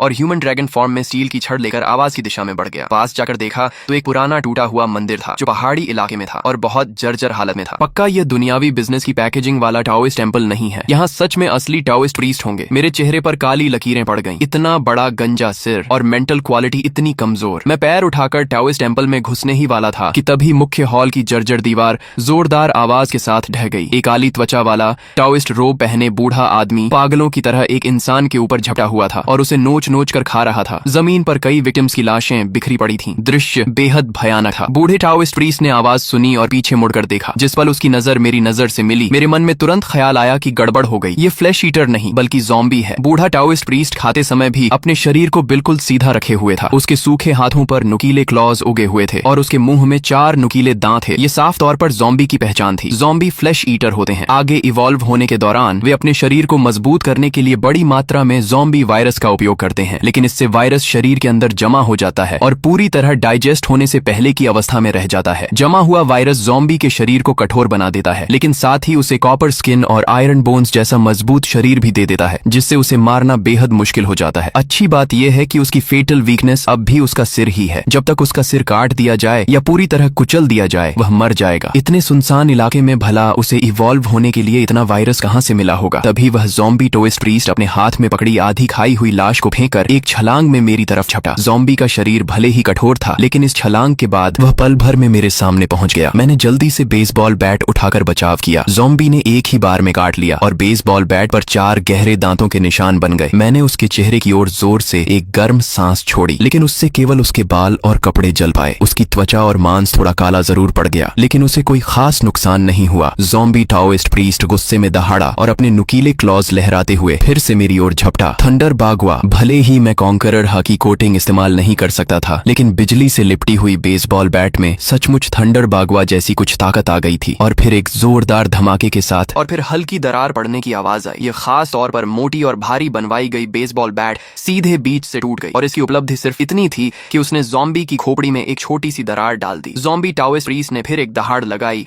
और अपने सड़े हुए बदबूदार नुकीले दांत दिखाते हुए मेरी तरफ झपटा। आओ चिंग, जमीन के अंदर घुस जाओ, जब तक मैं इसे मार न दूं बाहर मत निकलना। मैंने सोचा था कि यह सिर्फ एक फ्लैश कॉर्प्स होगा, लेकिन यह तो 2 सितारा ज़ॉम्बी निकला। ऐसे ज़ॉम्बी के पास भयानक ताकत, कॉपर स्किन और आयरन बोन्स होते हैं। मानव सभ्यता के आर्मर्ड व्हीकल्स भी इसके सामने बेकार हैं। आओ चिंग जानता था कि वह मेरी मदद नहीं कर सकता, इसलिए तुरंत ट्रेजर माउस में बदलकर जमीन के अंदर घुस गया। इस समय मैं थोड़ा हाँफ रहा था। लगातार 2 बार हीट ब्रेथ और बिजली की शक्ति का इस्तेमाल करने से मेरी स्टैमिना तेजी से खत्म हो रही थी। ऊपर से अभी अभी के प्रहार ने मेरे शरीर के अंदर ब्लड एनर्जी को भी उथल पुथल कर दिया था। ज़ॉम्बी टाओइस्ट प्रीस्ट ने फिर छलांग लगाई और पल भर में मेरे करीब पहुंच गया। उसकी 10 काली सूखी उंगलियां नुकीले क्लॉज की तरह सीधे मेरी ओर बढ़ी। मैंने जोर से दहाड़ लगाई और अपने ड्रैगन क्लॉज से उसकी कलाई पकड़ ली। दोनों के बीच ताकत की सीधी टक्कर शुरू हो गई। हालांकि यह ज़ॉम्बी 2 सितारा स्तर तक पहुंच चुका था और सिद्धांत रूप से इसे टक्कर देने के लिए इंसानों को आयरन बोन रेल्म में होना चाहिए था, लेकिन एज़्योर ड्रैगन द्वारा मजबूत किए गए शरीर की बदौलत मैं कुछ समय तक उससे बराबरी कर पा रहा था। दोनों जमे हुए थे कि तभी ज़ॉम्बी ने अचानक अपना सिर आगे बढ़ाया। मैंने दिल कठोर किया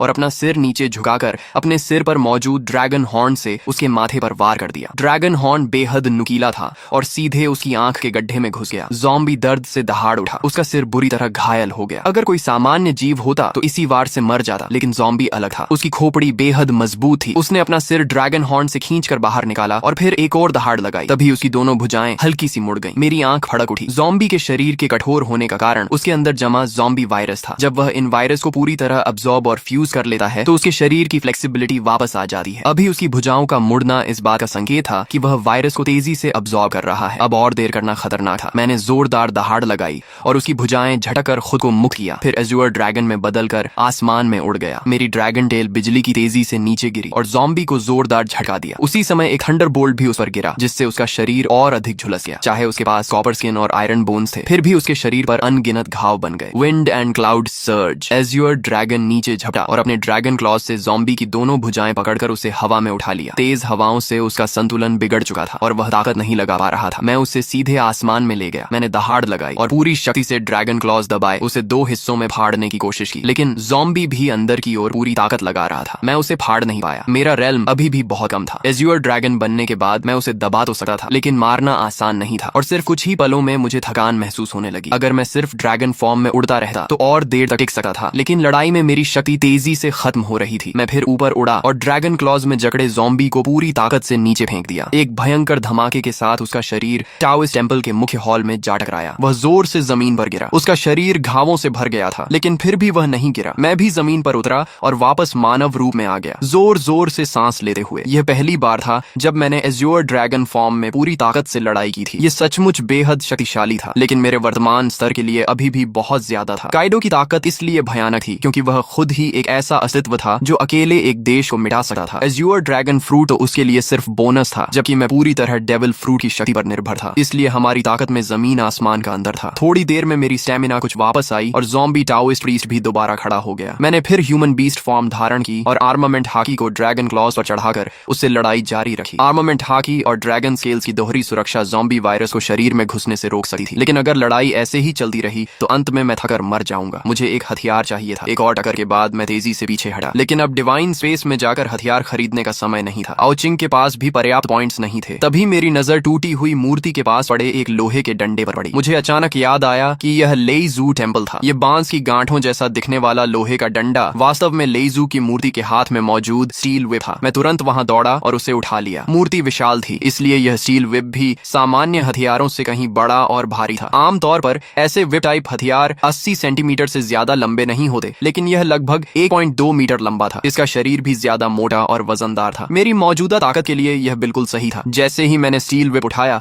ज़ॉम्बी टाओइस्ट प्रीस्ट फिर से मेरी ओर टूट पड़ा। उसका शरीर लगभग बिखर चुका था, लेकिन उसकी आक्रामकता अब भी कम नहीं हुई थी। मैंने अपनी पूरी शक्ति से अंतिम प्रहार किया। इसके बाद मैं ह्यूमन बीस्ट फॉर्म से बाहर निकल आया। मेरे हाथों में इतनी ताकत नहीं बची थी कि उस भारी स्टील व्हिप को पकड़े रख सकूं। मैंने उसे जमीन पर गिरा दिया और पूरे शरीर में असहनीय दर्द और कमजोरी महसूस होने लगी। जमीन के नीचे छिपा आओ छिंग जब लड़ाई की आवाजें बंद हुई तो सावधानी से बाहर निकला। मुझे जमीन पर बैठा हांफते देकर वह दौड़ कर आया और मुझे रैट मीट तथा फ्रेश वाटर लाकर दिया। थोड़ी देर आराम करने के बाद हम दोनों टूटे हुए टॉइस्ट टेम्पल के अंदर गए। प्रवेश द्वार पर मिला वह गंजा आदमी लड़ाई के प्रभाव में पहले ही मर चुका था। मंदिर के अंदर हर जगह टूटी हुई मूर्तियां और बिखरे हुए सामान पड़े थे। जमीन पर कई विक्टिम्स की लाशें थीं। पीछे का हॉल वह जगह थी जहां बूढ़ा टाओइस्ट प्रीस्ट रहा करता था। मुख्य हॉल ढहने के बावजूद यह हिस्सा अब भी सही सलामत था। यहाँ सुरक्षित होना चाहिए। मैंने फैसला किया कि आज रात यहीं आराम करेंगे। मैंने आर्मर्ड व्हीकल को दरवाजे के सामने खड़ा कर दिया ताकि कोई इंसान या ज़ॉम्बी अंदर न आ सके। फिर एक कुर्सी लेकर आंगन में बैठ गया और रात के आसमान को देखने लगा। तभी मेरे मन में एक विचार आया और मेरी चेतना डिवाइन स्पेस में प्रवेश कर गई। चूंकि तुम पहले व्यक्ति हो जिसने स्टार रैंक ज़ॉम्बी को मारा है, तुम्हें एक रिवॉर्ड मिलेगा, और क्योंकि तुमने अपोकलिप्स शुरू होने के 10 दिनों के भीतर स्टार रैंक ज़ॉम्बी को मारा है, रिवॉर्ड क्वालिटी बढ़ा दी गई है। साथ ही तुमने सीधे 2 स्टार ज़ॉम्बी का वध किया है, इसलिए रिवॉर्ड क्वालिटी एक बार फिर बढ़ाई गई है। कृपया नीचे दिए गए 3 टाइटल्स में से एक चुनो। टाइटल। ये सुनते ही मैं उत्साहित हो गया। टैलेंट की तरह ही टाइटल भी बेहद दुर्लभ चीज थी। पिछली जिंदगी में मैंने इतनी मेहनत की थी, फिर भी मुझे कभी कोई टाइटल नहीं मिला। पहला टाइटल ज़ॉम्बी किलर, ज़ॉम्बीज को होने वाला डैमेज स्थायी रूप से 2 गुना। दूसरा टाइटल बाउंटी हंटर, ज़ॉम्बीज को मारने पर मिलने वाले पॉइंट्स स्थायी रूप से 2 गुना। तीसरा title divine member, divine space का सम्मानित सदस्य बनो। तुम्हें एक बार किसी वस्तु को 90% डिस्काउंट पर खरीदने का मौका मिलेगा और भविष्य में डिवाइन स्पेस की हर खरीद पर 20% डिस्काउंट मिलेगा। तीनों टाइटल्स बेहद आकर्षक थे। तेजी से मारना और ज्यादा कमाना दोनों शानदार थे। सामान्य तौर पर तेजी से मारना बेहतर होता क्योंकि उससे कमाई भी बढ़ती और अधिक शक्तिशाली ज़ॉम्बीज को चुनौती देना भी संभव होता, लेकिन ये दोनों भी तीसरे टाइटल के सामने फीके थे। डिवाइन मेंबर, एक बार 90% डिस्काउंट और हमेशा के लिए 20% डिस्काउंट। डिवाइन स्पेस में 2 यूनिक एक्सचेंज आइटम्स थे, invisible black blood line factor और डेविल फ्रूट के साइड इफेक्ट्स हटाने वाली डीमन ट्रांसफॉर्मेशन पोशन। दोनों की कीमत 100 मिलियन पॉइंट्स थी, लेकिन 90% डिस्काउंट से उन्हें सिर्फ 10 मिलियन पॉइंट्स में लिया जा सकता था और बाकी सारी खरीदारी भी सस्ती हो जाती। मैं इस सुविधा का इस्तेमाल करके बीच का व्यापारी बनकर भारी मात्रा में पॉइंट्स कमा सकता था। सोचने की जरूरत ही नहीं थी। मैंने तुरंत तीसरा टाइटल चुन लिया, डिवाइन मेंबर। इसके बाद मैंने अपना पर्सनल पैनल खोला। नाम आओ हाउ, टैलेंट हाकी genius, title divine member, devil fruit fish fruit azure dragon form, realm broken body copper skin, equipment लेईजू व्हिप टेल, पॉइंट्स 9655। मैंने अचानक देखा कि इक्विपमेंट सेक्शन में सचमुच कुछ मौजूद था। लेईजू व्हिप, मैंने अपने पास रखे उस बैम्बू जॉइंट स्टील व्हिप को देखा। ये लेईजू टेम्पल में पूजी जाने वाली लेईजू की मूर्ति का हथियार था, लेकिन आखिर यह तो एक सामान्य वस्तु ही थी। फिर इसे इक्विपमेंट क्यों माना गया और इसके साथ ये टेल शब्द भी क्यों क्यों जुड़ा था? मेरी पुरानी बेसबॉल बैट ने भी तो इतने ज़ॉम्बीज मारे थे। फिर उसे कभी इक्विपमेंट नहीं माना गया। मैंने स्टील व्हिप को अपनी गोद में रखा और ध्यान से उसका निरीक्षण करने लगा। आखिर इसमें ऐसा क्या खास था? स्टील व्हिप पूरी तरह जंग खा चुकी थी। साफ था कि यह कई सालों से यहाँ रखी हुई थी और शायद हजारों लोगों ने इसकी पूजा की होगी। इसमें कुल 18 जोड़ जॉइंट्स थे और हर जोड़ पर कुछ टाओइस्ट सिंबल्स और टैलिस्मन्स बने हुए थे। मैं सोच में पड़ गया। डेविल फ्रूट अप्रेजल फीस सिर्फ 1000 पॉइंट्स थी। मेरे लिए ये कोई बड़ी रकम नहीं थी, लेकिन अभी इसकी कोई खास जरूरत भी नहीं थी। फिलहाल हमें उस फ्रूट की आवश्यकता नहीं थी। जब हम वापस घर पहुंचेंगे तब इसकी पहचान कर लेंगे। इसी दौरान दूसरी तरफ एक बड़ा हादसा हो चुका था। हमारे ऊपर वाली मंजिल में रहने वाले चेन फैमिली के बाप बेटे को पता चल गया था कि हमारे पास बहुत सारा राशन जमा है। उस समय घर में सिर्फ माँ और लियू मेंकियन थी। डैड और लिनक्वी नीचे ज़ॉम्बीज से लड़ने गए हुए थे। चेन फैमिली के बाप बेटे ने मौका देकर माँ और लियू मेंकियन पर हमला कर दिया ताकि वे घर और राशन पर कब्जा कर सकें। शुक्र है कि लियू मेंकियन पहले से सतर्क थी। जैसे ही उन्होंने हमला किया उसने तुरंत पलटवार किया और दोनों को मार डाला। माँ ये सब देखकर बहुत डर गई थी। हालांकि उन्होंने भी पहले ज़ॉम्बीज को मारा था, लेकिन किसी इंसान को अपने सामने मरते हुए देखना